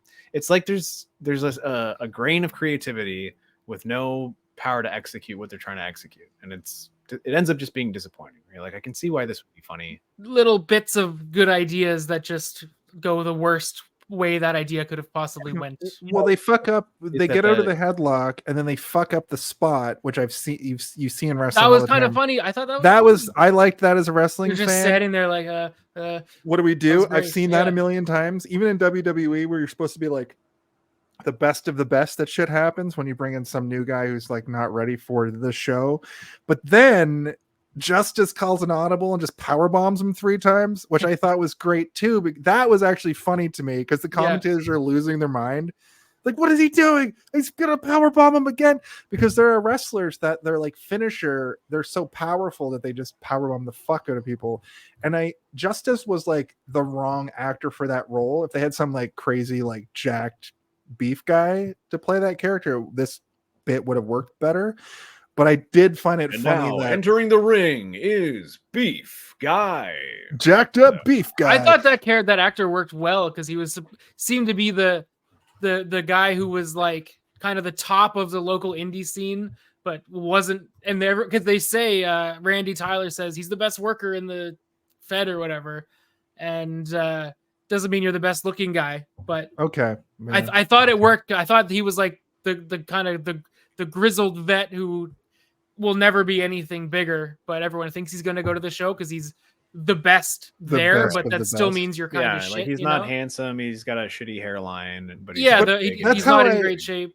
That's how I saw Randy Tyler the whole movie. I was like, that guy should be the face. This is why I thought that he was the director or writer of the movie, because I was like, this guy just put himself in the. Why is he the star? Yeah, like it's like it's like a Neil Breen movie or something where you're like, okay, I understand why this is happening, but he must have just been like a local wrestler that they're like, this guy has agreed to be in our movie. He's really big. Let's do it. He looked so fucking familiar to me too. And I thought he was an actor from something. Like, where do we know this fucking guy from? He's got to be in like, he looks like, like all those male Karen videos you're seeing these days. Yeah. He looks like that. Yeah, he probably like worked at the Quinpool Road McDonald's or something. That's what I'm saying. Like maybe 15 years ago. Like, oh, fuck that guy. Maybe we saw him at the Cloverdale Mall. Yeah. Maybe it's fully possible that there's dudes in this movie that I've like worked with. If this movie was filmed in Ontario, like I'm pretty sure that it was Vancouver. Oh, it was Vancouver. Yeah, West Coast. Well, that doesn't really prove anything because all these indie boys travel all around. They basically do Vancouver, Ontario, like Southern Ontario, and Halifax. That's like the indie circuit. Like Troy Merrick. A couple more cities for us, please. Well, that's all I need. Nobody really wrestled. Well, in Quebec, I guess. In Montreal, I think there's a little bit of Maryville, Quebec. Isn't that where the Tomahawk Jacques or whatever comes from? That's his name. Not or whatever. That's his name. I know. I couldn't remember if I said it right. I wasn't sure if it was Jacques Tomahawk or Tomahawk Jacques. Both are funny. Tomahawk Jock was the next. If you're note. insensitive. Yeah, it's true. The robot and now rocker and power spot. Oh, so the Tomahawk Jock and Rocket are having a match. No, two of them are having a match on the same show, and they spot a rat and they call her a rat. She's just a regular attractive woman, and they sexually assault her a little bit. Mm. He's like, look at her, throw me out there. Wait, are you telling me that this movie where they spend 15 minutes making fun of little people has a sexual assault scene? They don't go too far with it. He lands on her lap, not to defend her. And that's a thing that happens in wrestling too. There's a thing in wrestling, it's like a rule of like wrestling 101, if you will, where you're supposed, if you can't like get over with the audience, what you should at least be doing is making eye contact with people. Like if you're in a hold, like if you're in a headlock, find somebody in the audience and just make eye contact with them. So at least you're popping one person or being sympathetic to one person. Whoa, is that a thing they do for real? Yeah. That's scary. I don't like that. Well, it's just to try to. If you did it to me, I would close my eyes or I'd look away. Okay, but it's like, stop looking at me. I don't like it. I don't like when I'm at a comedy show and somebody looks at me who's on stage if I'm too close to the front. I'm like, I don't like when anyone talks to me for any reason. Yeah, me there. Wrestling fans are a little different, you know. Like, One time I went to a stand-up comedy show and they asked me a question and I said no, thank you, instead of answering. Does that ever happen to you, Jacob? No. If you're doing crowd work, I don't. I have a bit where I do really bad crowd work, and that's it. But yeah, no. I wonder if Stu does crowd work. He seems like the type. Pull a bass. Let's get him on. Yeah. Stu, do you do crowd work? I think the question was, what did you do today? And I said, no, thank you. He moved. You ruined that guy's night. I hope he moved on pretty quickly to the person next to me. He's like, what do I do? Yeah. And this part is just a full wrestling match. This is the first time we see just a full wrestling match. Rocket punches him in the head with a roll of quarters. I think he was fighting Randy Powers or Todd Powers or whatever. Austin Powers? It doesn't matter. Groovy, it does not. And then at the end of the show, so earlier, there's two things we glossed over. Doesn't matter, but they did a thing where if you shake a person's hand, so in wrestling, when you get to the show, not the show that this movie's talking about, when you get to the promotion, you shake everybody's hand. That's sort of a rule that's trying to be phased out by people our age because it's stupid. COVID. Oh. And also COVID, but it's dumb. Like, I don't feel like I hate getting to like I hate going to Super Kicked and all these people like I barely know, even though I've worked with them a million times. I hate having to like shake all their hands, but you don't like ask, you don't like, how are you doing? You're just like shake. Oh, and so it's like a little league baseball game. Yes. Oh God. But like a respect thing. And it comes from like, if a locker room leader comes into the room, like a legend comes into the room, you know, you're supposed to shake his hand. So what ended up happening over the years is they've taken that as like, you have to shake everybody's hand all the time. No, it's awful. It's awful. I have friends. You know how much anxiety that causes in some people? Yeah, to have to touch another person's hand if you don't want to touch their hand. It's not even about the touching part. It's just like, oh, do I have to go and approach this person and be like, I hate it. There are some people that I legitimately get excited to go talk to, but I don't want to touch them. And even if I did want to touch them, I don't know that they want me to touch them, so I'm not going to. It's with the soft handshake thing. I know they joke around, and it's like if somebody shakes your hand like this, you know they're a safe worker. That's real. If you get a soft handshake from somebody, you know that you're in good hands. It's just a rule. That's a thing. I thought some of this was made up, and I thought that was one that they made up for the joke. But that's isn't that the opposite of what most hands shake? No, like if you go up to somebody and they fucking give your hand the death grip, you know that they're gonna fucking hurt you in the ring because they don't know how to like. But do they actually go like this? No. That part. I thought that was this one. That's a joke, as they funny. say. That's a joke, as they say, to pop the boys. Yeah. That sounds like a gay porno as well. Wrestling's gay porno. Let's move past. Oh, okay. That's why I'm so horny all the time when I watch it. You can see all their bulges. You can see all their delightful bulges. Oh my god. It's so funny. Anyway, there was also, we glossed over the fact that Justice is asked to work twice. He's like, I'm going to squash the guy. And then he has a kind of a side bet with Rocket. He's like, I'm going to get eliminated as fast as possible. Rocket's like, no, you won't. Grabs his head. I like that. I thought that was funny too. I thought that was funny. Yeah, he just grabs his hand and throws himself out. They telegraphed that joke a little bit because I was like, oh, obviously that makes perfect sense. Someone's going to try to get out quick. Yeah. Yeah. But the battle royale is kind of fun. The hardcore guy who's like a stereotypical hardcore Am I guy. the only one that calls it a battle royale? Is that not what it's supposed to be called? It's battle royal. It's battle royal, but is there a difference in everything but wrestling? You are correct. Yeah, and when we were kids, I think it was still called a battle royale. Like, if you think about the difference between a battle royale and a battle royal, I don't know. I think because France didn't help America after 9/11, anything remotely French is just gone. Yeah, freedom prize. You can blame 9/11 for that one. I had to get a 9/11 reference in this one. But I already blame 9/11 for so many things. I have to add this to the stack. Okay. Well, but thanks a lot. The stereotypical hardcore guy who is basically just incredible. The guy who cuts himself on constantly camera. Blades. Yeah. Was that real? Yes, that's also very real. When he cut himself and it was bleeding a lot. No, that was not real. That was it looked real. $10,000 of their budget. Oh, that makes more sense because the blood seemed a little bit too dark for real blood. It looked like fake movie blood, but and you can kind of tell the way that his like bandages are and the way his like they had some fake plastic stuff here. Yeah. And then he cut it, and then it just started to leak. But that, ironically, once again, there's some ironic tidbits of truth in this movie. The blade job looked great.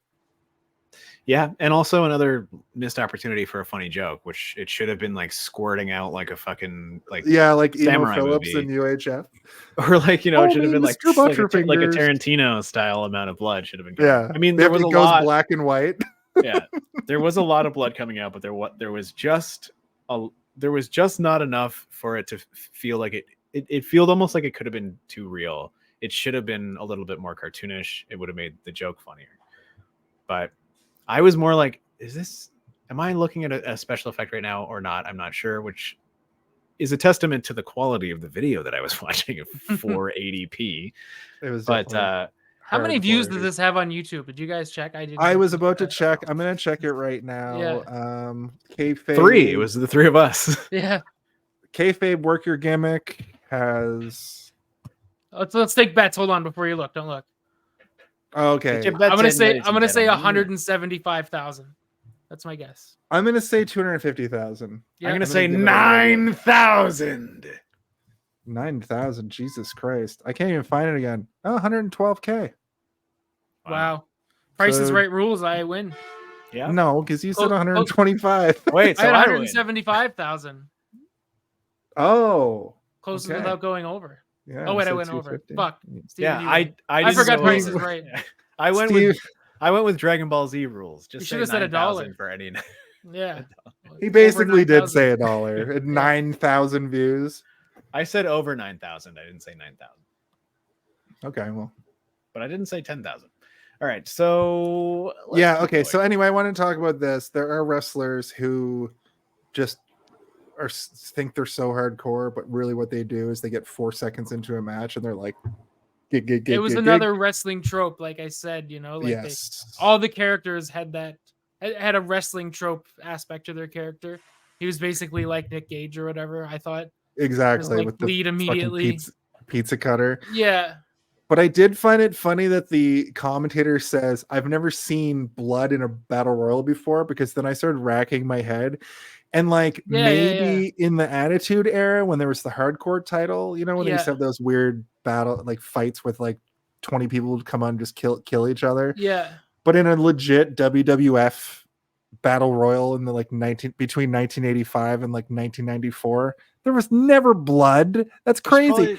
Well, because there's probably rules against it, right? That was the There- era in which horrible were blood allowed. diseases were going around, But- and they probably made you get tested and stuff before you would bleed. True. Everywhere. No. Not in No, wrestling. in the But they AIDS only- era, in- they were in- like, just in- bleed everywhere. Who gives a Yeah, fuck? in WWE or F, they were bleeding until basically after the Attitude Era that they kind of banned it. Then it's happened a few times. since. Sorry, I'm not. But if I'm not- anyone did it, I would say it's Ric Flair. Yeah. he Have you ever seemed heard to of bleed a Abdullah lot. the Butcher? That dude had hepatitis and used to bleed all He over could the fit place. quarters in his forehead. He had so many So many gig just marks. crazy marks. Give us a picture of Abdullah the Butcher's forehead, Jason. Yeah, I think Let's that's do it. It's deserved.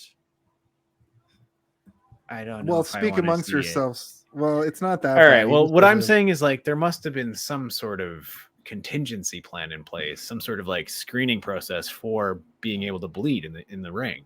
They were They all were not. on They weren't steroids. scared of. They and weren't scared having- of No, they would No, get they were three, sharing three needles and stuff, concussions a dude. night. They didn't care. how many. This is going to sound insensitive, but oh my! I knew you were one of them. What a freak! That guy had hepatitis and used to still blade. And He's gave it eating to the- some people. He's eating the missing skin from his forehead. I don't even know That's what is It's that? his thing was he would eat raw chicken. A goddamn squid? Oh, So just this fat guy just shitting his pants the whole time. From He's the sweating salmonella. from You have to put his- salmonella, yeah. Yeah. Jacob, do you want to explain what a muffler is to Steve? A muffler. Yeah. Like You ever hear from the a- story about Dusty Rhodes' muffler falling out? I can tell you that there's a lot of cars in my neighborhood that don't use them. I It's really only know the car. Okay, the so car- there's yeah. this famous story about Dusty Rhodes' muffler falling out. What it is sometimes you're on the road, you're eating bad food, and assume it means you shit yourself. yeah, so a muffler is like a bunch of like toilet paper and paper towel rolled up and putting your butt in your tights. Yep. And there's this famous story about Dusty Rhodes having a fight, and it fell out into the ring. I'm So it's like surprised you. pre maintenance wipe. It's like a during wipe. Yeah, maintenance wipe, I guess. Would But it's be a- pre-maintenance, I've never heard that story, and I've heard other shit related wrestling stories. But like not that CM one. Punk leaving a shit stain in the middle of the ring. Yeah. 'Cause he shit himself on. Or someone shitting themselves after taking a tombstone. Who was that? Psycho Sid. Thank you. Yeah. WrestleMania 13 Yeah, or 11. WrestleMania Yeah. 11. All right. There's a Steve Austin story where he shits his trunks and Yeah, people have shit their Yeah. pants. The just thing shit about the WWE is you have to wrestle no matter what. put me in tights 300 Put me nights a in year. I'm tiny shitting, I'm tights. shitting my pants I'm once. gonna shit my pants I am once. gonna shit my pants. You're hungover. You're sick. I know, but we're all like adult. Hepatitis probably. You got You know, hepatitis. from- Combination from of all Abdullah the three. Butcher. You've been eating raw chicken all night. Yeah. Just beer and steroids and You've been cutting your forehead open. yeah. Look how low his nipples are. Yeah, what Those a are flabby. freak. I don't mean to body shame, but that guy's dead. That so guy's he in the can- WWE Hall of Fame with such legends as Donald Trump and Snoop Dogg and Drew Carey. So Howard Finkel. and Howard Finkel. So Whoa, figure that out. Finkel? That sounds like the Brood or Gangrel's entrance music. A It's little bit the whispery. it's obvious, you know, it's the Friday the 13th thing, but I Yeah. think that's probably what they were going for with Yeah, the Brood yeah, yeah. theme. So many Um, deep cuts for you today. This is the wrestling episode. This is your favorite wrestling episode, the favorite wrestling episode. Yeah, Also, every time we mention deep cuts, we have to show the picture of that guy's forehead. yeah, That's for true. sure.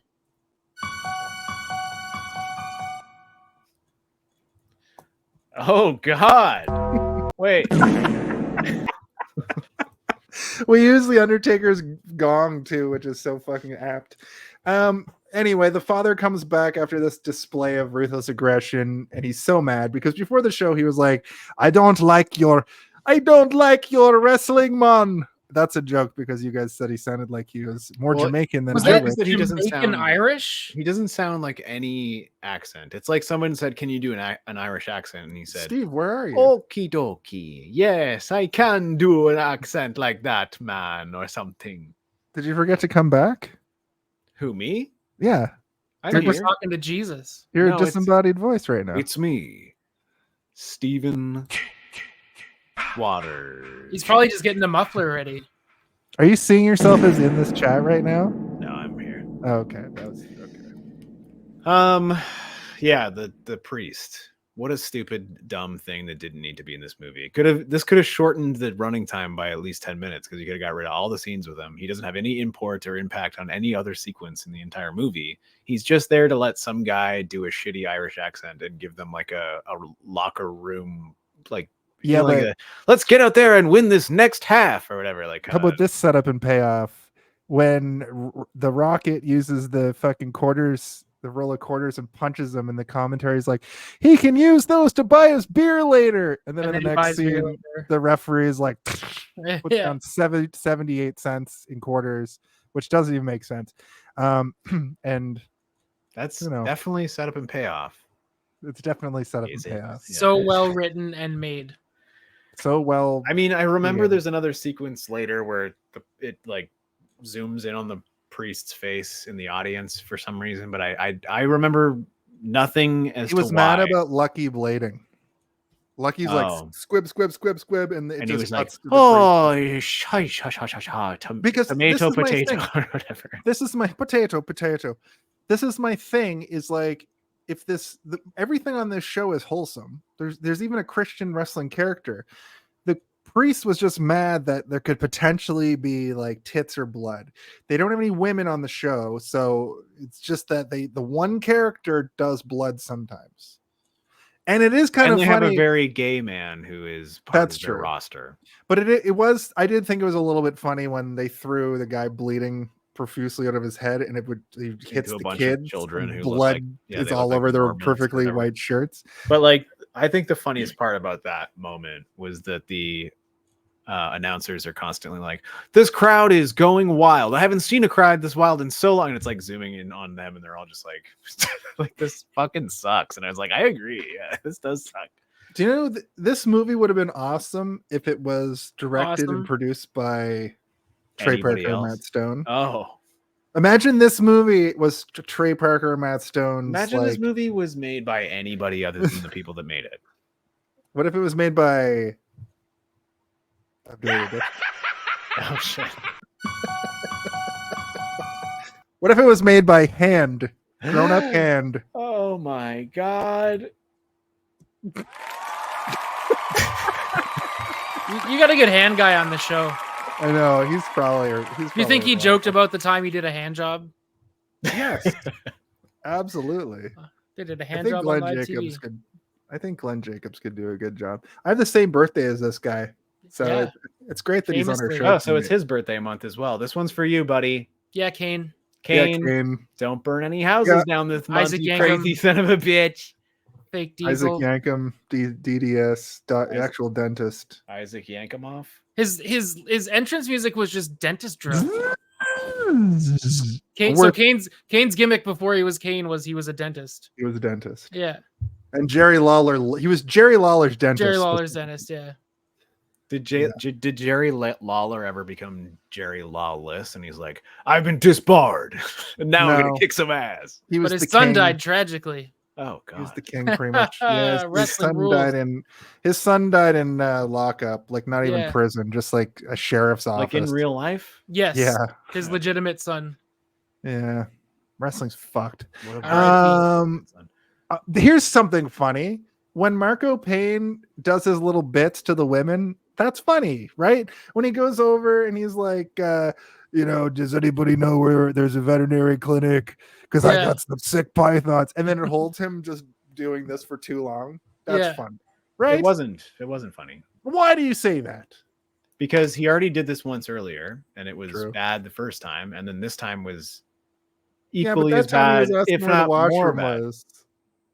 Kind of like, is that the way to the beach or my shoes on my shoes? I know, but these are not jokes that they created for this movie. These are jokes that existed already in the world. That's a really good point. Even in many years, and especially in 2007, that's when these jokes were like the most popular. Yeah, that's actually, I think that might be the biggest problem with this movie, that a lot of the jokes are just like recycled jokes you like recycle with your friends, and that plays a lot into the whole like this movie is just a bunch like some friends sitting around. Right, I bet these weren't even the script wasn't typed. But I bet you if we sat here for pencil, if we sat here for 15 minutes, we could probably come up with a like point in other direction joke that is better than these pythons are sick.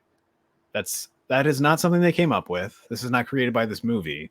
This was stolen from, again, around the campfire. This is one of those jokes that somebody said around the campfire, and they're like, "Oh, we gotta put it in our Kayfabe." But all the jokes my uncle told me when I was a kid in this movie. Yeah, especially the racist ones.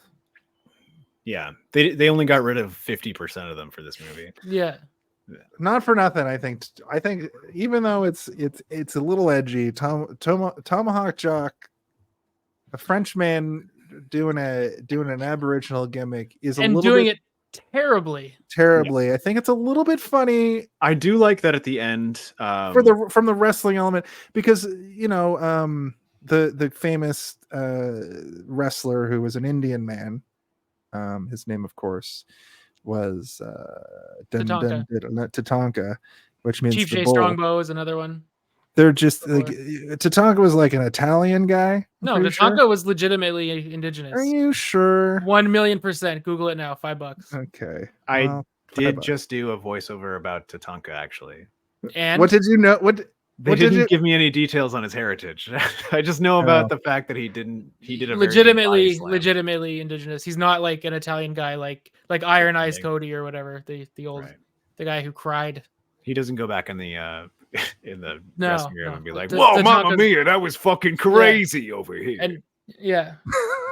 What's a coming to go? I'm a fucking Aboriginal over here. Where's my biscotti and meatballs? Come on, bada bing, bada boom, ba. Let's hit the showers, fellas. Tatanka, WWE, legit or not? Tatanka, legit or not sounds like a good wrestler name. I am legit or not, destroyer of worlds. Well, look at that. A native of North Carolina's Lumbee tribe. I had read years ago that Tatanka was not a legitimate. I think it's because Tatanka sounds like a Street Fighter character. That's probably why you were confused. Dun dun dun dun dun. Oh my God! That's old. He's old there. Dun, dun. Yeah, this is modern day. That's like Dog the Bounty Hunter Tatanka. Tatanka the Bounty. I actually, you know what? I love Tatanka. He was one of my favorite wrestlers too when I was a kid. I know that about you, Jacob. I know that about you. Him. I remember loving Tatanka with you. Yeah. Tatanka is a weird case of like, kind of like career job, like not jobber, like career. He's kind of like a British Bulldog a little bit. Yeah, like lower mid card has his moments. It captured the minds of a lot of kids because they're like, "Wow, look at that Indian go!" Yeah. Dun, dun, dun, dun, dun, dun, dun, dun, dun, dun. But he was a character that wasn't like in that same time period. There was like a garbage man, a clown, a dentist. Okay, this guy, a hockey player. No, those things aren't cool, you know. A Brooklyn brawler who's like a homeless guy, I guess. Brooklyn Brawler ruled, but yeah. Yeah. The garbage man also was just okay, it's time to take out the trash. Yeah, my man. He gets it. There was Adam Bomb, who was the byproduct of the 3 Mile Island nuclear meltdown. His name is he Adam a mutant? Kinda, just a big freaky juice man, but he had a green tongue and he wore. Listen, Adam Bomb is a pretty good name. I like that. Well, guess what? You're gonna see him. Oh God. Does he have the glasses on? He better have the glasses. He has to. He needs to have the glasses. I'm not showing him unless he has the freaky fucking. Yeah, there it is. Let's do it. This is so good. We could never do this one on our old show. Remember our old show where we couldn't even do this? I don't know what you're talking about. This is the first episode of this show. It's true. There we go.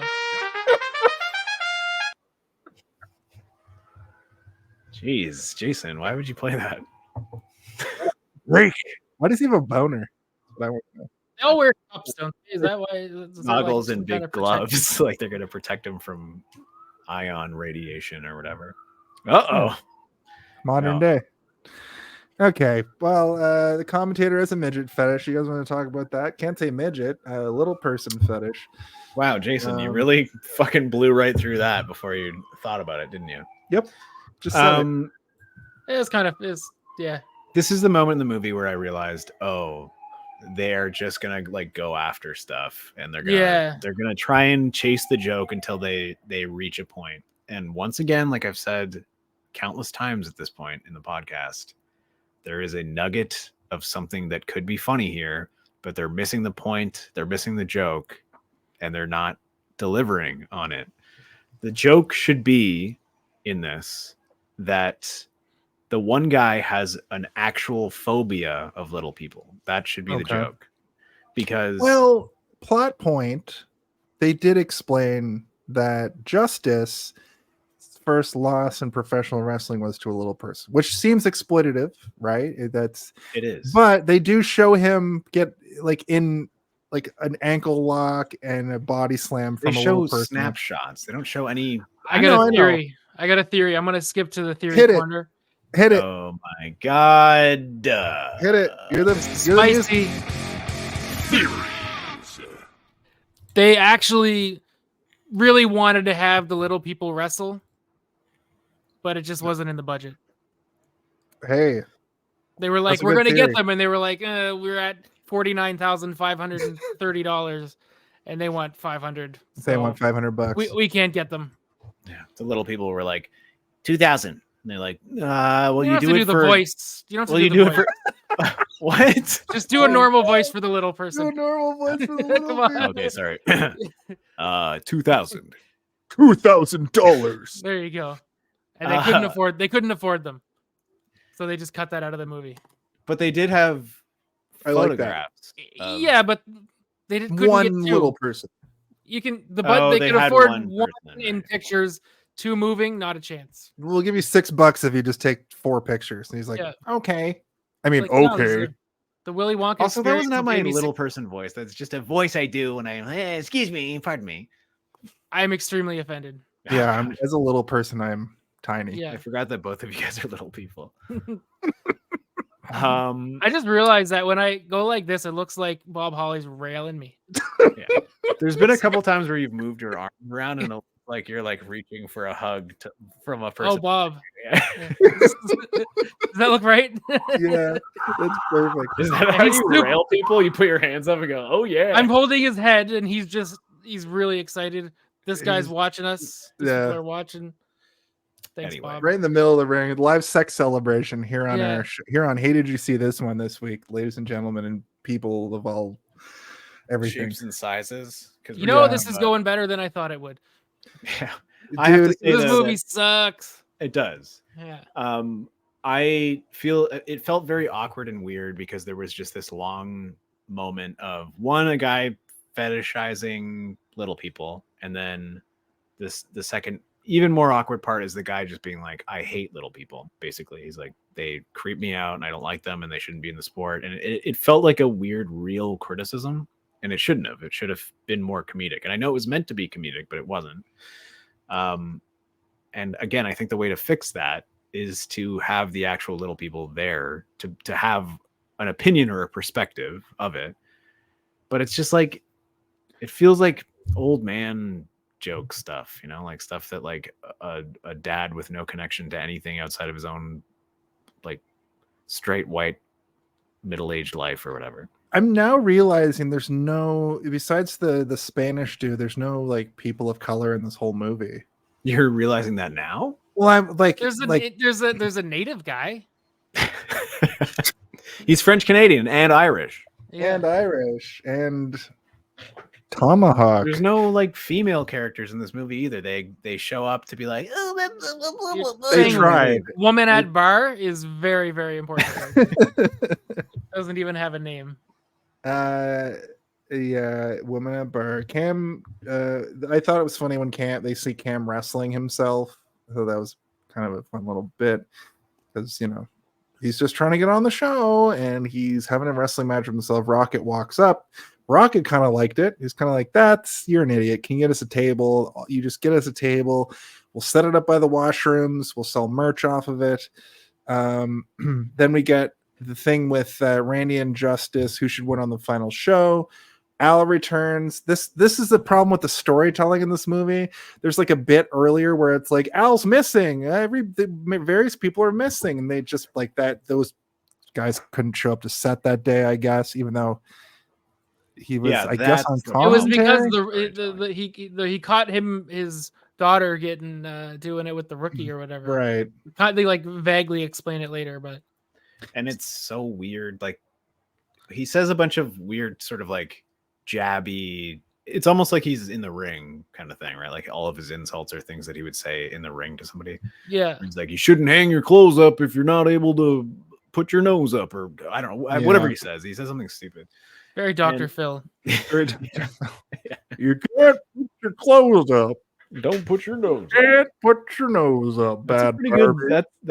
That's Jason. That's maybe one of your best impressions I've ever heard on this show. What was as good as Steven's little person?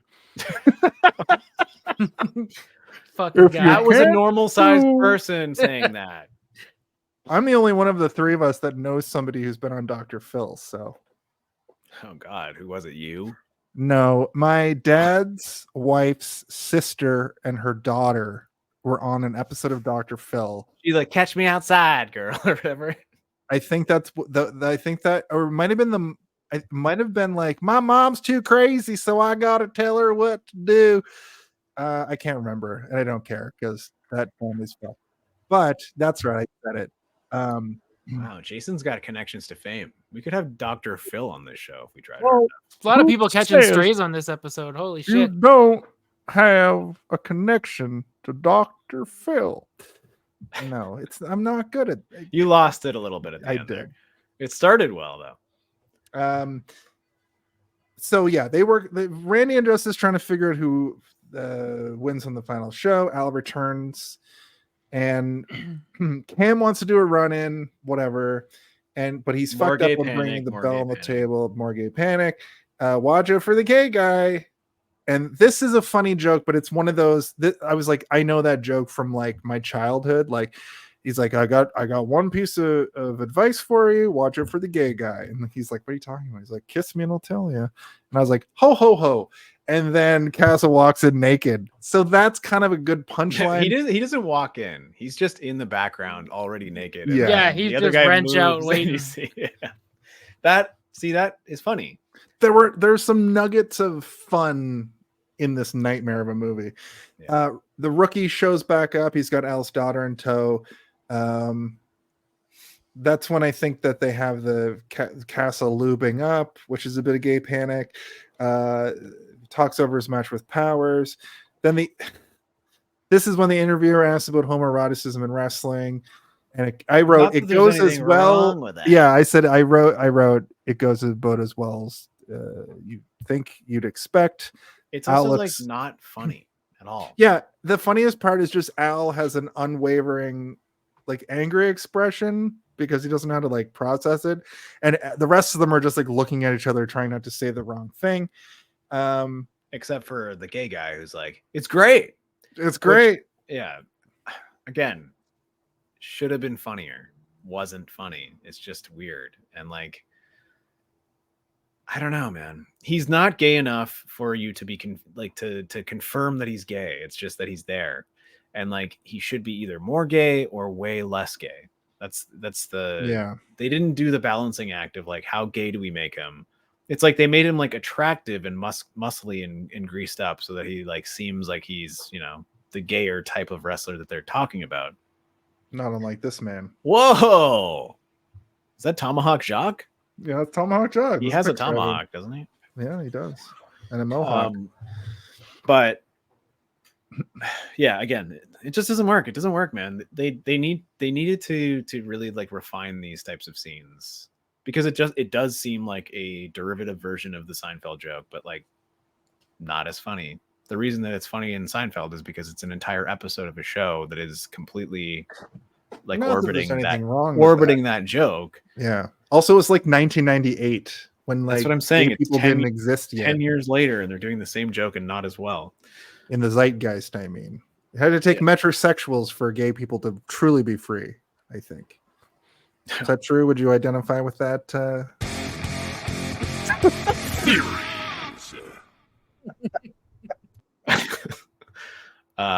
Yeah. For the straight guy, gay people would still be in the closet globally. If it wasn't for straight men trying to dress like gay men, yeah, gay people would still be dying of AIDS right now. Yeah, exactly. They try to build up the card for the final show. I didn't really take any notes about that, but they said a lot of stuff. That was like a 10-minute scene of them like putting the card together. Justice has to work twice again, which as far as like running bits is stupid. Like it's not funny that he has to work twice. I guess it's funny if you're like a wrestler.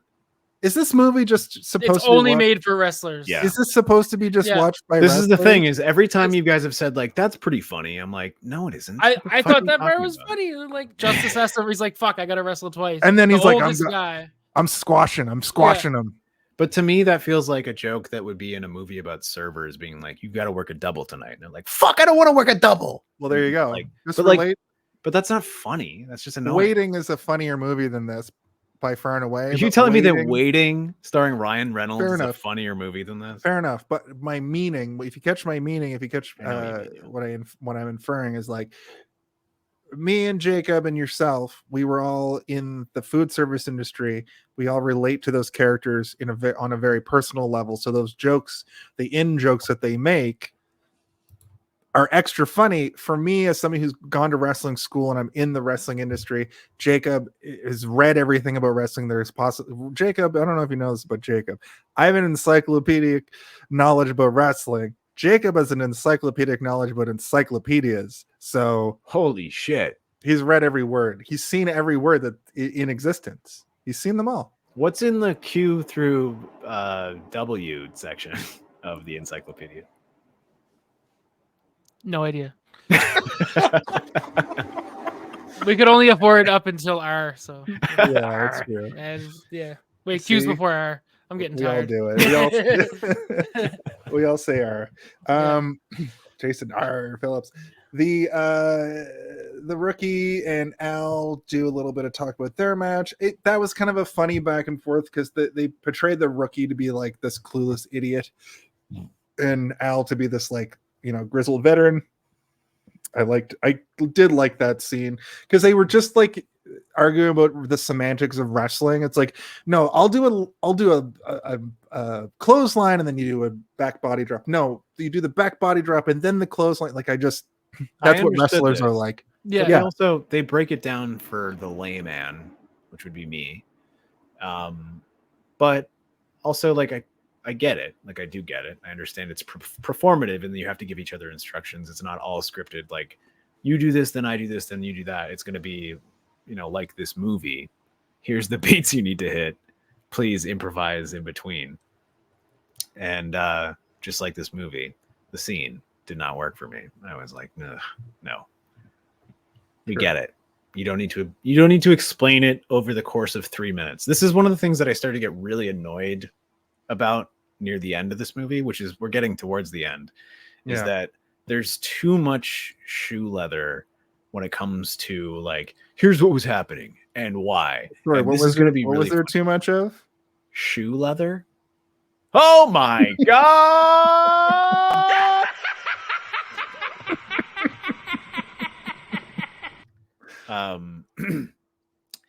And it just didn't work for me once again, which I mean, listen guys, the entire movie didn't work for me, so I don't need to break down every single thing that didn't work, but I get why that can be funny again, but it doesn't explain why they need to spend so much time doing it. They could have done like quick cuts, very quick cuts. True, but what if these wrestlers showed up? Oh my god. The MPAA, everyone. The MPAA. Wow. That's the real name from the WWE. Well, the Dicks. Yep. Dicks. You need to get like an old like 1940s car horn, like the rookie comes in dressed like $1 million. He did actually look good in his little tights. Clearly his dick was stuffed with various things. And then like, no, sorry, rookie, you look great, but you're wearing this gimmick tonight. The Blue Avenger. He has to be the Blue Avenger. I think that was a reference to the Blue Blazer. The Blue Blazer a little bit. Tragic, but I guess it's a reference. See, another thing I don't understand. What is? Well, Please you explain the blue see- blazer. Do you want to know about the blue blazer, Steve? Is that when like you shit so hard you shit out the inside of your butt or something? It is Kinda. now when you shit out your butt. Do you remember? Owen Owen Hart. Hart? I do, yeah. You know what happened to Owen Hart tragically? Yeah, he fell from the rafters and died. Yeah. Do you know what And he he- was dressed as? The Blue Blazer. That was his old- one of his alter egos. Oh, Yeah. and when he Yeah. hit the mat, his whole butt came out of his butt. Is that what kind of. Oh God. His butt Well, came he- out his butt, His- mortally wounding him. he broke the. He I broke feel the- bad. I loved Owen Hart. Yeah, you know, I, he I just- also liked Owen Hart, and I remember that being like a very big deal. Yeah. Like I remember kids coming to school and starting to talk to us about it, because I didn't really watch wrestling at this point. But these kids would start crying and everything, and I'd be like, "What?" And then like he died, and I was like, "What do you mean he died wrestling?" And so I thought that's when I was like, "Wait, is wrestling so real that people get suplexed to death?" no. Jason called me and told me. I remember because you had the Yeah. internet before me. Well, me and Jake watched it at my dad's. Oh, house. is that what it was? Yeah, but I remember the call. This you know? Owen Hart was one of the greatest wrestlers of all time, So good. and he died dressed like this. Oh my God! Yeah. Did he have the That's mask fucking on? Yeah, Yeah. Holy shit! because the storyline at the time is like Owen Hart was tag team partners with Jeff Jarrett, and the Blue Blazer was back, and Jeff Jarrett was like, "You're the Blue Blazer." Like, I know that. He was like, "No, I'm not the Blue Blazer," and then, which was in passing, funny gimmick, like funny storyline, right? Tragically, Jeff Jarrett had to wrestle the next match in real life. He had to go out and wrestle next. His blood was still on the mat. They still Yeah. wrestled. They Yeah, they didn't, finished they the didn't show. stop the show. You can also still Did they watch know it. he was dead? Like, He was they were trying to resuscitate him for a couple matches backstage, but he was dead. And They knew he was dead before the show ended. exactly. I mean, And it's the show high kept drop. going, and wrestlers were still coming out like trying to cut their promos on their next guy. I think there were 4 matches after Owen Hart died, or maybe more. Like wrestling shows back then were like 8 or 9 matches, and it was like second or third on the card. And it's fucked because the commentary is losing it. The commentary doesn't know how to react. The wrestlers cutting their promos don't know how to react. And then they're going and wrestling their matches, and they're coming up to the ring and literally doing stuff like that. And you can still watch this on the WWE network and like Peacock and stuff, where they still have all the pay-per-views. That's the craziest part, that I can't watch the episode of It's Always Sunny in Philadelphia where Dee does blackface, but I can watch the pay-per-view that Owen Hart died on. Do those not I don't know if those are the same. do Jason. those not No. level to okay. No. One is a piece of historical fact, a thing that happened, True. and one is somebody blackface. doing blackface. Yeah. Well, she doesn't really, I think she does actually blackface. So. Yeah, she Yeah. does. I know the episode you're talking about. And this is when we get, speaking of blackface, they don't do blackface in this movie, but we do get the scene where they talk about their past gimmicks. Rocket and Justice used to be a tag team. They tried various things. Mimes, Germans in Lederhausen, punks called Bangers and Mash. That was kind of funny that they were like, I actually learned after that Bangers and Mash are mashed potatoes and sausage.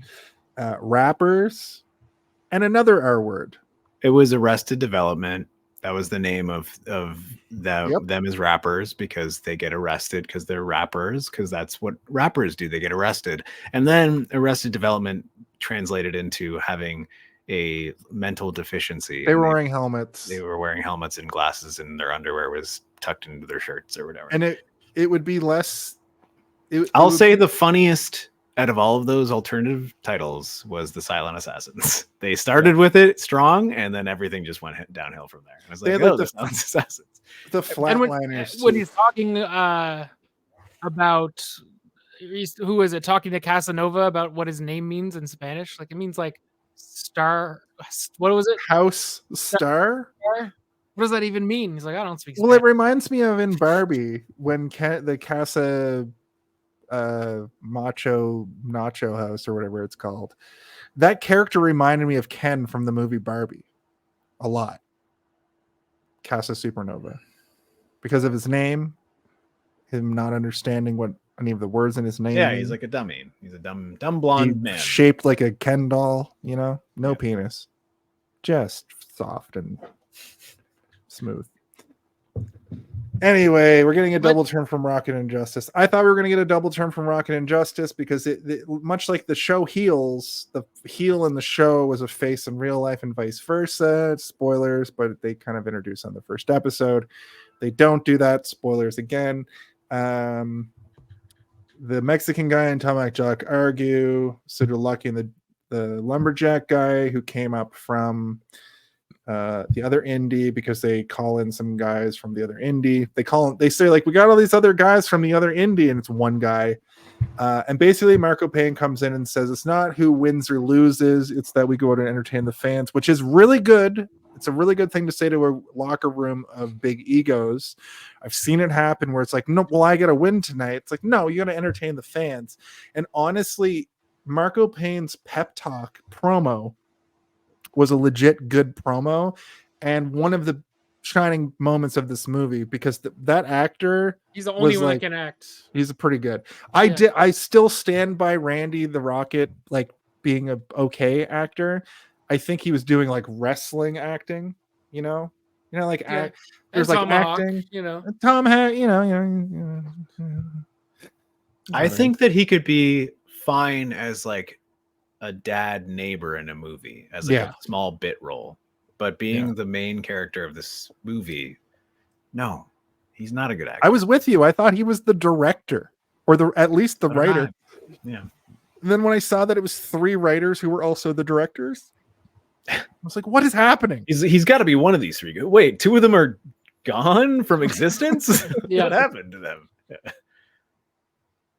And then we get basically like into the third act, which is just 5 wrestling matches. Tomahawk Jock start the show. He gets 0 reaction. I thought that's a funny bit, because I've seen that happen on huge stages and on small stages where a wrestler goes out and doesn't get it. His whole gimmick in this movie was that he's not getting any reaction, no cheers or boos. But the way they present it when he comes out, he's trying to cut this promo, but he's also like, anything, and you could hear a pin drop. And then he fights El Roboto Fantastico, and they have like you know what, man, I have to stand by it, man. Tomahawk Jock is the best actor in this movie. You think so? The face acting he's doing in this, the reaction to the crowd, it's all good. It's like very Chris Pratt-ish. Like it feels genuinely good, even though he reminds me of that ginger actor, the Sherm. Jesus. From American Pie, not the Sherm, Shermanator. The Shermanator, yeah. And he grew up to be like, he's still working. He reminds me of that guy. I mean, I think you're just thinking of red hair, but in the face. What? He's he handsome. Looks like him. Shermanator does not look anything like this guy. Listen. All right. If you want to do a side-by-side comparison, I'm down. But I need to tell you right now, I think that the reason that he is still acting today and was in stuff last year is because he's a genuinely good actor. And like the French Canadian accent aside, which is not bad, it's just very cartoonish, is he was able to sit down and like have reactions and like little moments that were good. No one else in the movie has those. He's okay. Who the fuck is that? That's Tomahawk Benedict Jock. Cumberbatch from Doctor Strange. He's like from a different universe. It's Tomahawk Jock. No. Are you just going to show that one? You're not going to show the other guy? I'm working on it. Okay. Keep saying your thought. Well, now all I can think of him as Doctor Strange being like, all right, Spider-Man, I need you to go into this dimension of mirrors for a bit while I figure out why the hell all your other villains from these other dimensions are coming into our dimension. Whatever, that movie rules, okay? Don't get it twisted. I'm not saying it's a bad movie. I'm just saying that what if Shermanator was Doctor Strange? It would be crazy. It'd be so good. Fair. Yeah, he in this moment is, like when he's holding the mic and no one's responding and he's like looking around, it feels like a real performance. Whereas I think most of the other actors in the situation would have allowed their wrestlingness to come out, and they would have done something different. It felt like a real moment in a movie that could actually exist in a movie, whereas most of the stuff in this movie does not feel that way. They should have gave Jacques some more screen time, is what I'm saying. Oh yeah, he looks exactly the same as the guy you just showed. This is a picture of the same person. It's not. They're different people. No, man, they're the same. One of them looks like Benedict Cumberbatch, and the other one looks like and one of them looks like Cumberdock Bender bitch or whatever. Whoa, Cumberdock Bender bitch? Is that you try to do the reversal of that one then? Cumberdock Bender bitch. I'm here to take all your carrots and sweet peas. Benedict Cumberbatch. Bunda-backed. Cumberditch. Thank you, Jacob. Fuck. That's a lot. Just here getting railed by Bob Holly. Just railed. Then we get Nova versus Powers. Cass is hilarious in this. And this is where he gets this is where Powers submits because he's just getting humped. And this kind of telegraphs the end of the movie a little bit, because the same thing happens at the very end. I mean, the best thing would have been that if he showed up later in the credits and had a husband. That would have been like the ultimate sort of like turnaround on the joke that they've been perpetuating the entire time.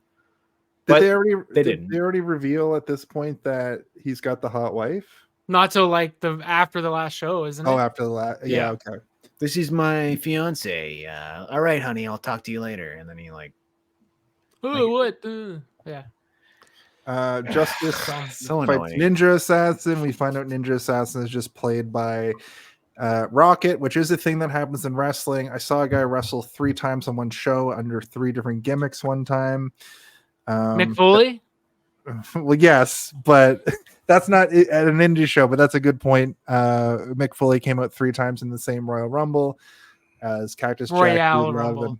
Royale Rumble. Don't let the terrorists win. Don't let the terrorists win. It's not freedom fries. It's French fries. That's it's Royale fries. It's Royale fries with cheese. Yeah, that's if France had won. Justice cuts a promo on Ninja Assassin. Cam runs in for no reason, just to get his shit in, I guess. And I hate this. I hate all of this. Yeah, I'm gonna get through it. Let's get through. I mean, one of these fights does have my favorite part in the whole movie. It was funny when Cam is like, I wanted to do a run in, because if you actually there's a rule in wrestling as a fan specifically that you never get in the ring. Like, you just don't do that. I think that's just a rule in general in society. No, true. It's like it would be the same as like me jumping on stage at a fucking play and being like, I'm in the play. It's me, Hamlet 2. The second Hamlet. We bitch Plumber Flat. Better bitch fumbly butt. And I'm here to fight Benedict Cumberbatch, the star of this play. And he's like, oh, excuse me. This weird Can eyes. you please get off the stage? You're like, come here, Cumberbitch. Just like attack him. See, that's funnier than this movie. But Cam, who's like a trainee, runs in, and I did think it was funny that Justice comes through the curtain at the end after the match and goes, he doesn't say anything. He's just like, what the hell was that? And he stares at him. And then the silent assassin, what's his name? Fucking the assassin comes through the curtain and he pulls off his mask, reveals Rocket, and he also just stares at him. I thought that was funny. I was waiting for the punchline though. They just true. Yeah. It's like, okay, what the staring was the punchline. Yeah. Well, the punchline is that he's nervous and can't say what. It's funny, when you started kicking me and then he started kicking me, and then it just, like every other joke in this movie, it just peters out until they have to cut because they're like, we don't have any more footage left. Imagine if those characters they were on The Office. Imagine if those characters were played by Trey Parker, Matt Stone, and Squeak. Or just pick 3 people from The Office, like just like Creed, Rainn Wilson, Owen Wilson, and Dwayne The Rock and Andy Bernard. Like 3 of them in that sequence would be funnier. 3 Creeds, all 3 Creeds, yeah, all 3 Creeds. So Rookie Blue, Prison Mike, obviously, Dementor Mike, yeah. And Fat and Michael Klump. Date Night Mike. Date Night Mike. Prison Mike and Michael Scott. Pleased to meet me. Michael Scarn. How do you like your eggs in the morning? I love the delivery. Okay, we can't talk about The Office. Okay, yeah. We're almost done. Horribly derailed. Yeah, We talked longer than this piece of shit movie. it's true. I think Well, good. this podcast is better than the movie. It's kind of the gimmick of the Probably. show at this point. I'm also kind of doing it against one specific United Federation member. Oh my god. That's right. Shots called. That was not a burp. That was almost puke. That just sounded like you were like doing a Dementor impression. That's what I meant to do.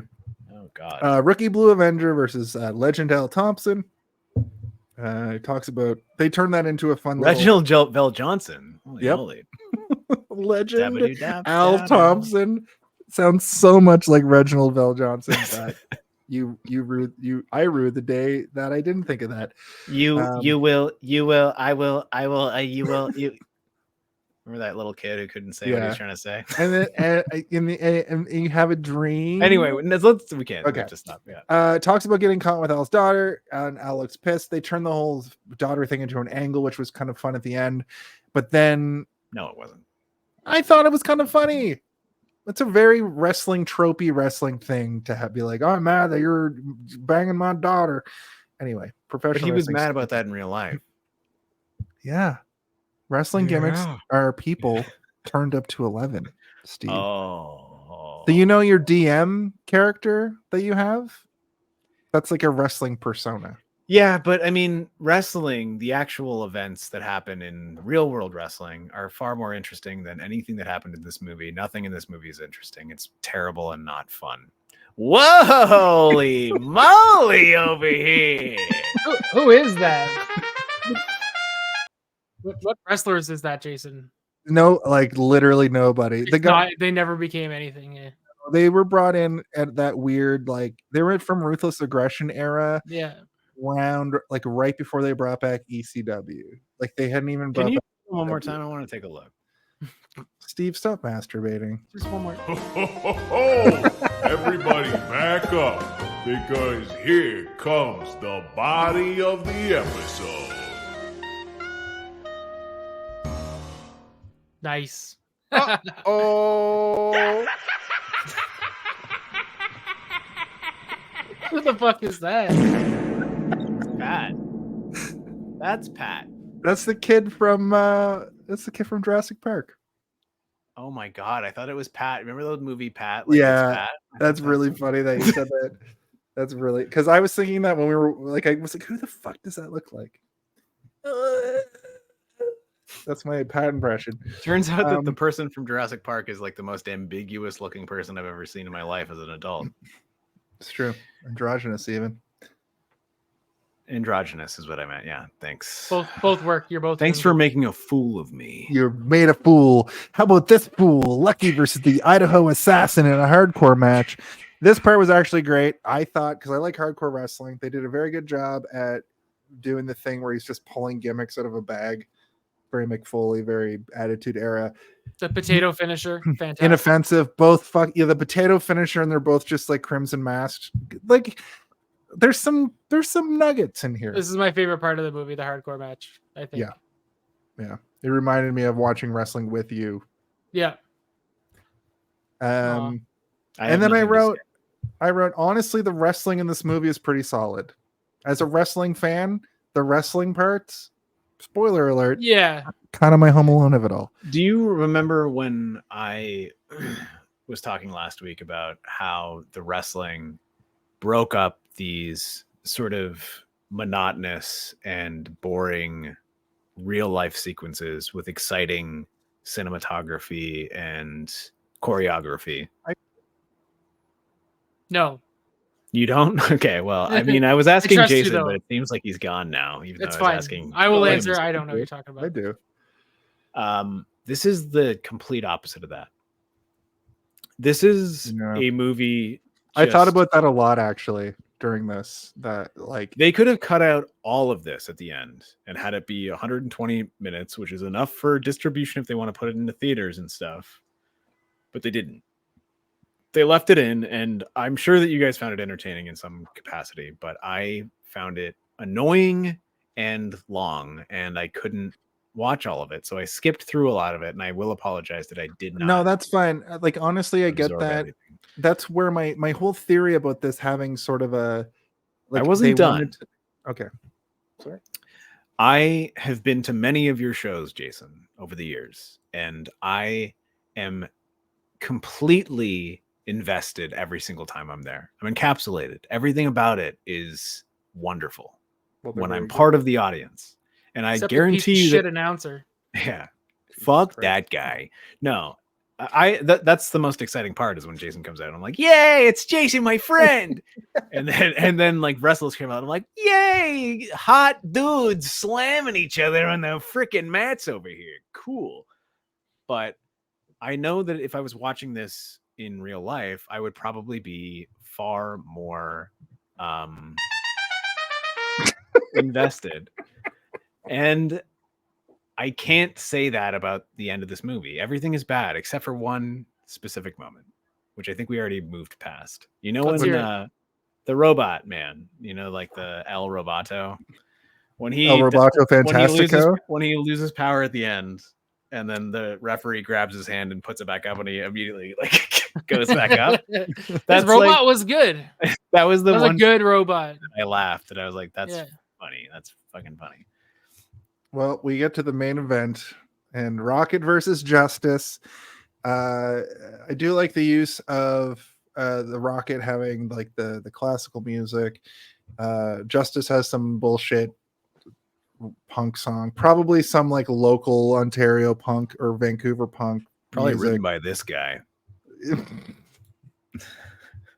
I forgot you would also have Control, so that actually caught me off guard. Yeah. That's funny. It's and like a 6-foot turkey. Yeah, just to reiterate what our friend of the show, Dirac Attack, said.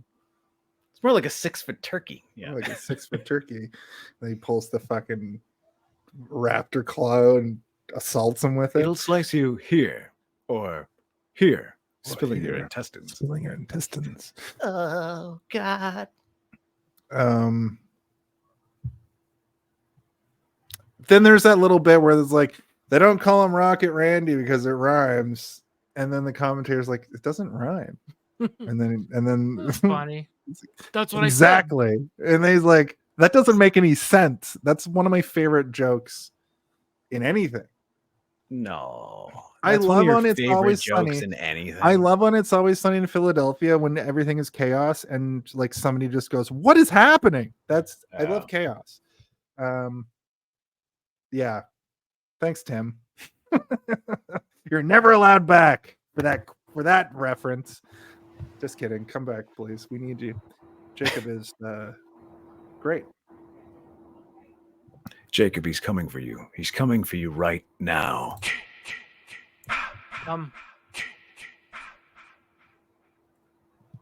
Uh-oh.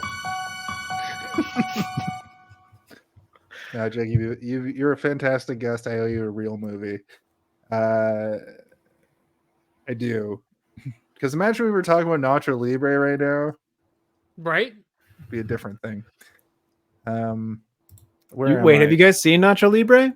Both of you? Nacho Libre. Oh, man. What a good movie that is. What a great movie. We would have had so much fun talking about it. I had a lot of fun talking about this movie with you guys, though, if I'm being honest. And I usually lie, so. Right. Rocket gives up. Oh yeah, I did kind of like this.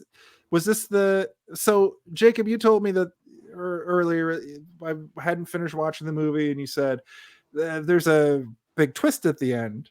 Were you referencing what happens in this match or were you referencing Casanova's? No, Jacob watched Twister, the movie Twister earlier today as well, and he said there's a big twister at the end and he confused the two movies. I do like that the naming convention of the Twister movies is doing the Aliens thing, and the sequel coming out this year is called Twisters. I do like that. Fast and the Furious naming convention. Beetlejuice. Classic. Fast and the Furious is. Faster and Furiouser.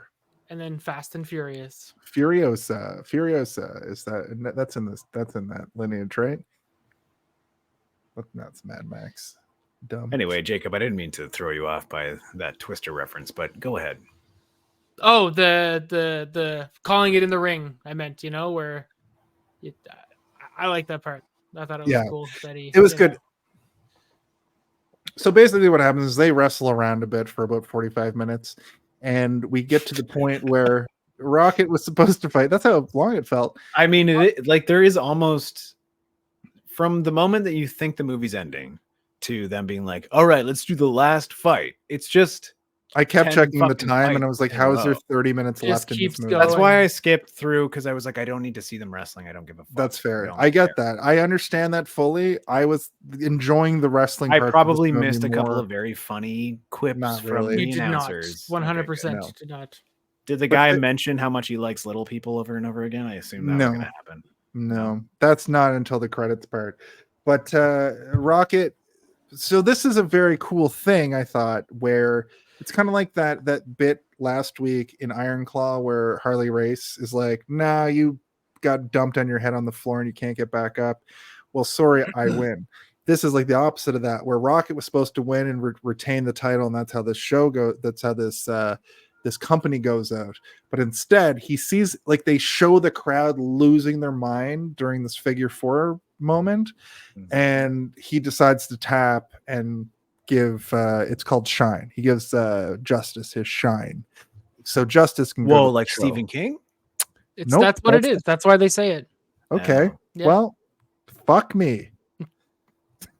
I didn't know that Stephen King was such a huge wrestling fan. He probably is legitimately. Like, I would peg Stephen King as a wrestling fan. I would also peg Stephen King. That's actually how Jerry the King Lawler got his name. It's not it's not royal. He just really likes Stephen King. Wow. I got the fact. That's funny. It does seem like something that Stephen King would write, though. Like a epic wrestler thing, like but everything's haunted. Like someone who almost version.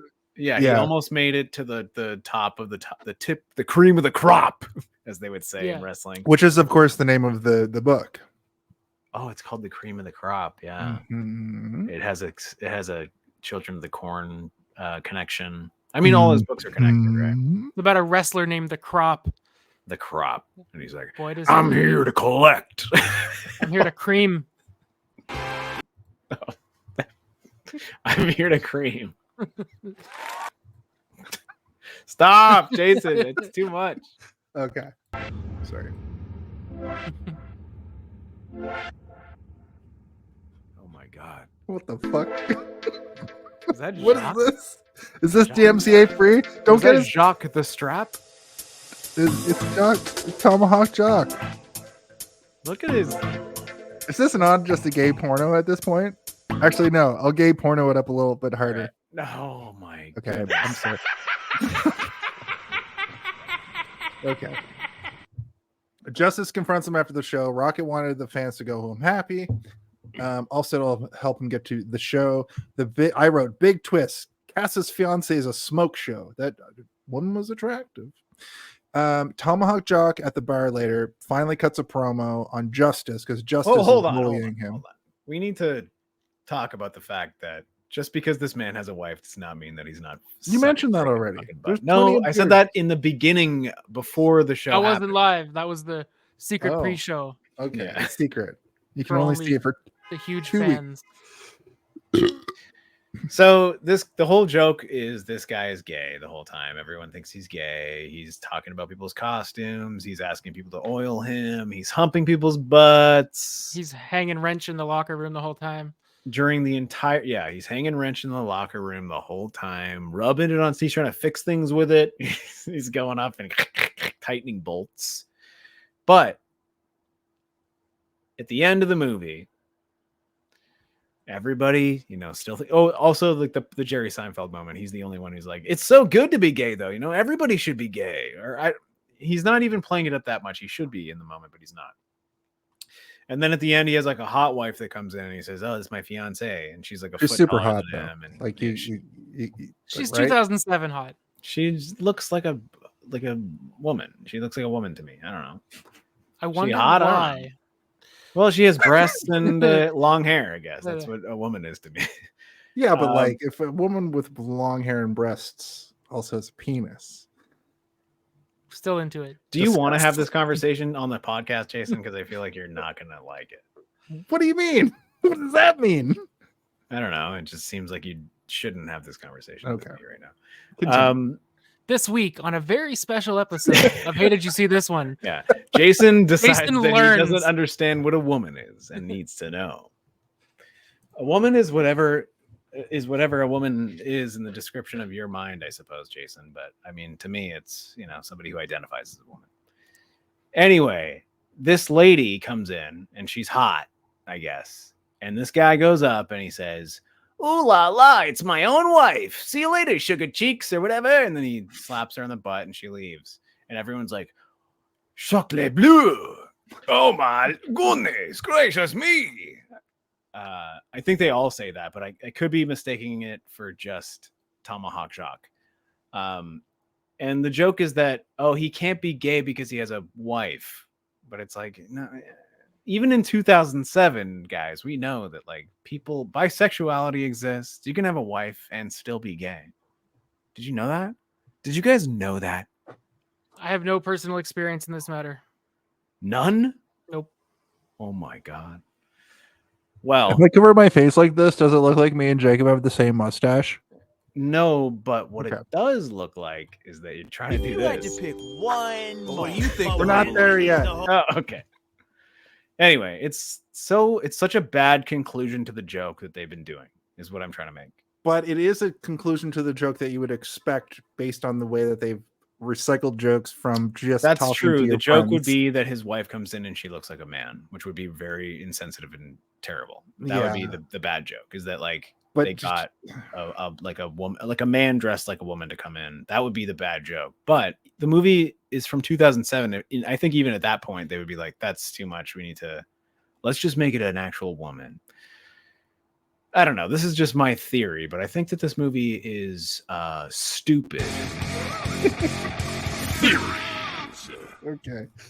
Okay, let's take it home. I don't want to dwell on it too much. They get to the bar after the big show. Tomahawk Jock. Justice is still ragging on him, even though he just won the title. Tomahawk Jock cuts a passionate promo about how, fuck you, don't treat me like shit. The boys pop. He cuts it for the boys. He gets the respect from the boys. That's what matters, I think, in this situation. And they have one final kayfabe bar brawl. And then we cut to 3 months later. 3 months later for no reason, because fucking who cares? Well, they wanted the club to be shut down, I guess. I guess so. I think they wanted it to be now we can talk about things that have happened, as they do at the end of movies. Exactly. It's like this person went on to be a lawyer. This person went on to suck their own dick to death, kind of thing. At the end of holy shit. At the end of The Lost Boys. I watched a different Lost Boys than you. Yeah, I don't know if I. I was trying to Stand By Me is what I meant. Oh, yeah, that's how. Stand By Me, giant penis. The slightly less Lost Boys. Yeah. Over the credits, it's just The Rocket talking about what happens to everybody. Tomahawk figured his gimmick out. He goes to California and becomes Mr. Fabulo. He just becomes I'm French, which is what he should have done the whole time, obviously. Rookie and Casa become the Flatliners. That's what I was talking about earlier. I prematurely ejaculated that concept. Todd Powers goes to the Christian Wrestling Alliance. The Hardcore guys went on to start a Idaho wrestling company called GW, which is just gore wrestling. That was dumb. I thought that was stupid. But there is GCW, which I thought might have been a reference to that, but GCW didn't exist yet. But I mean, also that is meant to be a joke, right? Where he's like the GW, and they're like, what does that stand for? Gore wrestling. Gore wrestling. And it's just one of those things that it could have been perked up, punched up, and propped up by a second or 1 second of thought and submitting it to somebody else, your funniest friend. Be like, how do I make this joke funnier? Don't make the movie. Oh God, I don't think that they if you don't make it. Yeah, it's best if you don't do this. Yeah, you should stop now. Then 3 assholes are going to talk about it in the future and be sad. Gonna ruin 3 people's day. Wait till they hear that we're the 3 directors of this movie. Yeah. Oh my God. Ripping on our own project. That's the heel turn at the end. Premature ejaculated concepts with the title of my doctoral thesis. So Space Cadet Tim. That's funny. See, that should be a joke in this movie. Doesn't really make any sense as it pertains to the movie, but it's funnier than this movie is. The commentator, of course, he goes and he makes like midget little people wrestling company. The robot makes an exercise tape. That was a zinger. I wondered what that would be like. Like, would he just be doing robot moves the whole time? And I assume that would be good for your body if you can like stiffen yourself and hold it for a bit. Well, the pop and lock is a very famous dance move, which in dancing, of course, is good for your body. So I don't know how to do it, but you do stuff like that. Yeah, I did it better than I thought I could. Whoa. Justice gets a pirate gimmick at the show, so he's pirate gimmick. Come on. No. What? No. He could have had so many other gimmicks. What about Dracula? Has anyone ever done Dracula? I guess Undertaker. Several times. Like Dracula. Pretty much. Several times. Paul Burchill. That was a reference to the wrestler Paul Burchill, who was a very good wrestler, and they packaged him with two very specific gimmicks in his career in WWE. Pirate, where he literally swung down on a rope, and then shortly after that, That's pretty cool. Incest. Errol Flint. Incest? Yeah, they gave him a gimmick where he came up with his real life like wife, and they were brother and sister. There's been more incest storylines in wrestling than you would ever imagine. That because Vince McMahon, I don't know if you've seen the recent headlines. Fucked up guy, pretty fucked guy. So we don't need to. I talked about that. And it's just like, so I've got a story for you. Yes, he's like a bobblehead man, right? Like yeah, this is how he talks. I guess is that how he moves? What if you and your sister are gonna fuck in the ring in front of all these fucking 13-year-old kids? Like you're joking, but that's what happened. I'm surprised he was like, "What if this week you eat shit?" Like I'm surprised he did not ever. What do you mean, like a bunch of chocolate bars melted down? No, human species. A whole bunch of it right here in a box, right next to my desk. Anyway, is that how he sounds? I don't know what Vince McMahon sounds like. Jason nailed it. Yeah, it's bang on. Damn it! Almost as good as your little person. It was me, Austin. There's too much horse shit in my office. God damn it! Exactly. All right. He was tortured as a child. So they're having so the thing that I hated with this movie the most is after he explains where all these people went after this company, it's like, also I'm getting the TCI CWF back together, and this time is going to be different. So no lessons were learned. The company just comes back, and that's pretty much it for this thing. Then the credits keep rolling over all of this, and then the movie just stopped. And that was the best part, when I didn't have to watch it anymore. Yep. Yeah. So I think, but you did. You had to watch it through the whole credits, and then you had to listen to me tell you it. And then again. there was like another 3 minutes after the credits of them following him into a dress store. Oh yeah, this watch thing. Him put on his unitard or whatever. I don't think in the whole movie they alluded to him wanting to be a dancer. They literally just did this bit to be like, "There's nothing wrong with a man wearing women's leotard."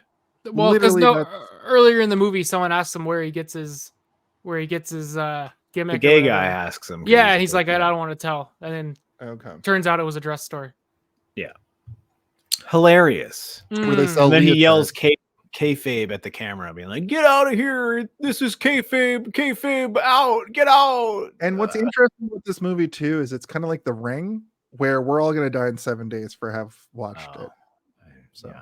I mean, I was hoping I wish I died before I watched it. It's like, I wish I died while I was watching it so that it would end. Don't you know the rules of The Ring? You gotta. You watch I didn't it, know. I mean, we learned a lot of the rules of The Ring by watching. Horse falls down a well. A woman squirts out of a screen. Yeah, and like sometimes it gets stuck and you have to go to the ER. Yeah, and cash is when you cut your head open, and like scrimp is when you pretend to break your ankle, and jiggles is when you bring in a buddy from the background or whatever. Those are all Ring rules, right? Tim's a fucking genius. Can we all just agree? Wrestling Ring. Yeah. At any rate, Why don't we talk about our Home Alone of it all? I think mine's pretty quick. God. I'll explain it to you, You had Jacob, to if you pick forget. one. What do you think But the Home when Alone of it is all? the Home Alone of it all? Can someone There please isn't tell one. me when the Home Alone? I of it really all? got to There know. is When not. is the Home Alone of it all? What is the Home Alone of it all? Now that's That's Home the Alone Home of it Alone all. of it all. Jacob, the Home Alone of it all is, When of they course, say the name of the thing. No, that we already did that. Well, fuck. The Home Alone of it all. You're just getting banged out by Bob Holly there. He's just fucking giving it to you 100%. The Home Alone of it all is the concept that in the movie Home Alone, you're waiting for Kevin McAllister to booby trap the home. That's pretty much what you're there to see. Steve has also posited that it's like the trailer moments. We've also done some exquisite research on this subject. Might be just the third act, but we've sort of gone above and beyond that at this point, and it's sort of like the draw of the movie. Okay, so of course the guest goes first. So what's your Home Alone of it all? It's so poorly done. It's just a bunch of things that happen. I mean, maybe when they have that final show, I don't know. Okay, that's interesting. Maybe. That's actually that's a pretty good. I assume the trailer's like it all comes down to this kind of a gimmick, but I didn't watch. I didn't watch the trailer, but I assume it's just a bunch of the best clips. Although they're such terrible directors, it's probably nothing. Yeah. It's Okay. just a still image of mashed potatoes for Yeah, 2 minutes. yeah. It's Casanova's uncensored cock. There we go. There it is. I would have rather watched that. Yeah, same, honestly. Steve, what's there your- isn't one. There is no Yeah. There is no Home Alone of it all in this movie. For me, it would be within the first 5 to 10 minutes where I realized what I was dealing with. And I thought, hopefully, I would get through enough of this movie where I would become invested in at least something. And I wasn't at all.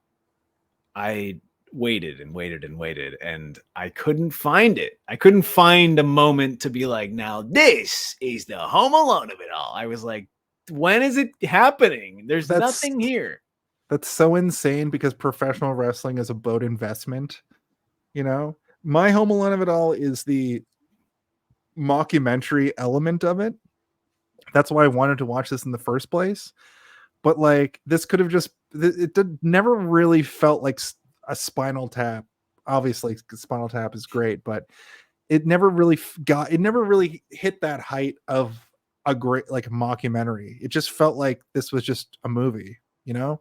So that's my Home Alone of it all. We can sort of just, I don't know. I don't know what you mean by that. It didn't feel like a movie. It felt like it felt more like a movie than it did a mockumentary. Okay. Like a poorly made movie, obviously. Oh, I see. All right. But it felt more like they didn't have to have the conceit of like, this is like a mockumentary, because most of it just felt like they were filming it. Like they knew how to film a movie more. It felt than they more did. like they turned the camera on when they were like, oh, this will be funny. There wasn't like enough like talking heads, you know, like I think there wasn't. Yeah, there was enough talking more of heads. that.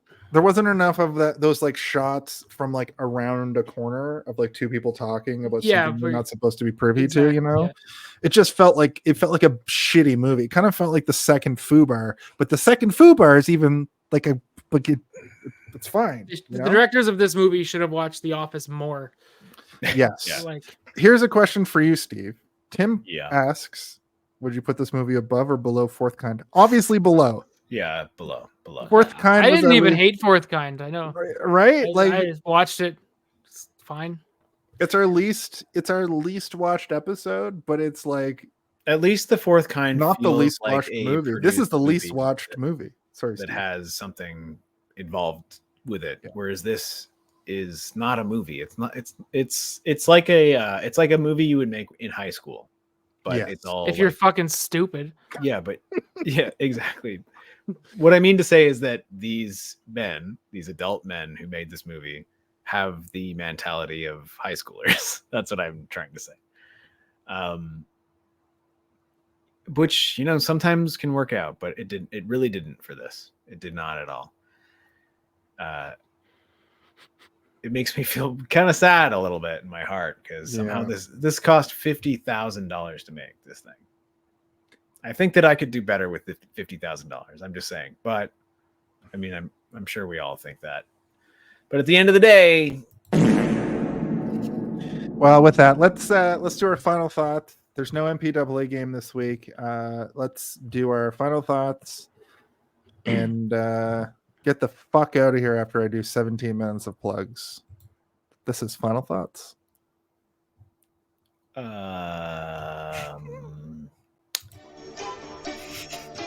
It's time for our final thoughts. Just like the beginning of the show, the guest always goes first here. So, Jacob, give us your final thoughts. And if you have a rating, whether it be out of 10 or to 5, or if you have a fun rating you'd like to give it, please do. I do. Lambast this. My final thoughts are, earlier in the episode, Jason said he had no regrets in life. I have a regret in life. It's becoming friends with you in grade primary, because then I had to watch this dumb fucking movie. -5 stars.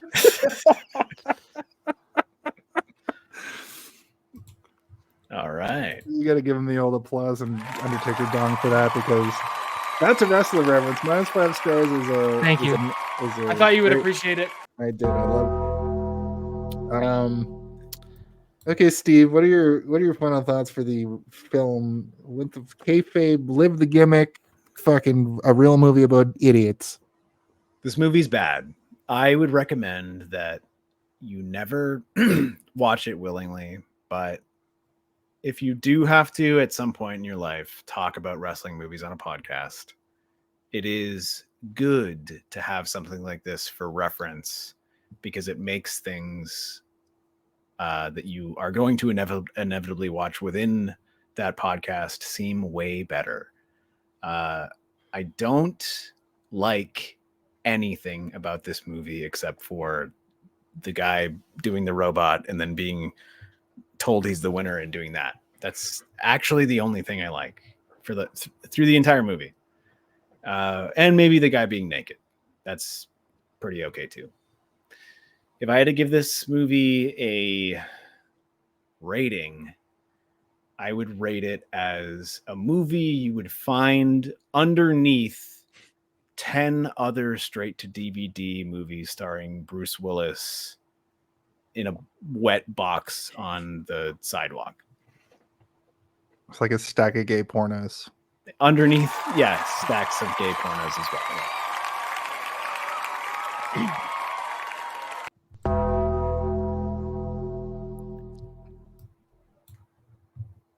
Am I doing the face? That's your face. Oh, no. Okay. Most Canadian movie ever. That's real. It was good for what it was, is what I wrote then. Now, maybe I don't agree with that. A YouTube fan-made movie about pro wrestling. I think it accomplished that goal a little bit as a wrestling fan. It kind of feels like they wanted to make a wrestling show with a more complex story, and it turned into a mockumentary. But like, how did the box get so wet? Obviously, it's not raining. The crop's cream. It feels a lot like Fubar with less production value and a bit like Trailer Park Boys, but like worse than all of that. I give it a really solid 2 out of 5. I think that's a little bit too much after That's talking generous. about it. That's It's very generous. 7 stars, too generous. I know that's low, but it's objectively bad, and that's that I enjoyed it, because I did enjoy the parts that I enjoyed. The parts that I hated, god damn it, stop. I give this movie a gimmicked kayfabe jig job rat body slam. All right, very good. So now what I have to do, thank you, is I'm gonna Jacob, do you have anything you need to plug or want? Yeah, actually, I want to talk about this. Okay. Last time I was here, I had nothing to plug, and I worked really hard to, I wanted kind of a sponsor, so I just wanted to kind of announce here. This is the first time a sponsorship partnership I have with Raytheon. I want to talk about the new Stormbreaker smart weapon. If you need to launch a knife missile at someone and it's really cloudy, check out the Raytheon Stormbreaker smart weapon. Thank you. The fuck are you talking about? Raytheon. Okay, well, I'm confused. I assume that's some sort of Canadian weapon. It's Raytheon. Raytheon Stormbreaker smart weapon. Jason, if you don't know what he's talking about, you don't deserve to be the host of this podcast. You're also the host. Raytheon. They're known for their knife missiles, Stormbreakers. 400. I just needed a really good partnership that aligned with my values, and Raytheon hit that for me. So it seems like that's very like military forward. Like the money's good. Okay, well, Jacob, thank you for being on our show tonight. I have to run our plugs now. Thank you for plugging the military industrial complex. Raytheon. I love that about you. I hope that they pay you some money for that. Feels very Gordon McDonald of you to say something so controversial. It did feel like a Norm McDonald joke at the same time, though. So I kind of appreciated it. A lot of McDonald's. Yeah. I'd like to plug our show. You can find us. We are a proud member of the United Federation of Podcasts. You can find us on all social media across the entire internet at Hey, Did You See This One? Other members of the United Federation of Podcasts include Hold Up, a movie podcast where they cover 3 movies each week in like a one day I'll be on it. In like a fraction of the time we talk about one movie. They talk about 3 movies in 2 hours, and we talk about one movie in 7 hours. I think we're on right now. There's also Iman on Track, a music podcast. It's a musical podcast about, I think they run down an album, which is good. I'd like to be on it. I'd like to be part of something someday. We have Graphic Histories. It's a comic book podcast about graphic novels and the like. There's also Trivial Debates. Trivial Debates is a debate game show podcast. One person is the judge. 3 people debate over various topics for one subject. There's X-Rated, the X-Men animated review show. X-Men is back. X-Men 97. Very good. They're covering that now. It's all come down to this. Additionally, the Super Mater Brothers podcast. Right now they're covering Survivor. I'm going to be on that show in 2 weeks. Ooh. I'm going to be on that. I know a lot about Survivor. They're talking about it. There's also Live Long and Podcast, a Star Trek podcast. They talk about Star Trek each and every week right here on the United Federation of Podcasts. And I suppose with that, is there anything we forgot to mention? Because I always forgot to mention something. Nope. So what you're going to do, Steve, is you're going to play the end song. Thanks for watching. And then the United Federation of Podcasts, and we're going to end the show. Jacob, thank you so much for being on. Can we get one last applause for Jacob, my oldest and dearest friend? You shouldn't have said that I had to do other stuff first. But okay. Do you want me to do it? Or were you like lined up? Thank you, Jacob, for being on. You're welcome back. I'm going to have you back on. I'm going to have you back on for an actual movie real soon. So look out for that. Thank you, everybody. Episode 131. Bye.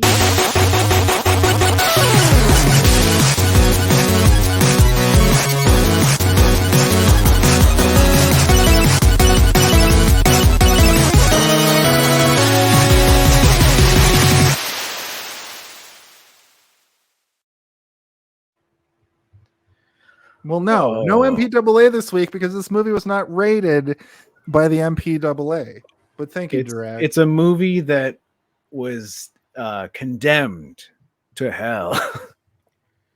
Down to hell. Down to hell, bitch. Yeah. Anybody got anything funny to say? I don't know. This movie was racist, homophobic. It was what is the word against little people? Short phobic? Little people phobic, midget phobic. Oh my God, Jason! Are we you still can't- on the thing? Yeah. We are, but I'm not gonna why do say you what have I wanted something to say. really bad to say? Never. I mean, Jason just said midget phobic. I don't. I think just that wanted to could get plug worse. Raytheon again. Oh, I see. I think High that's quality that knife then. missiles. Steve, think of something funny, quick. Holy shit! It's a crazy world we're living in, isn't it? Come, dumpster. Not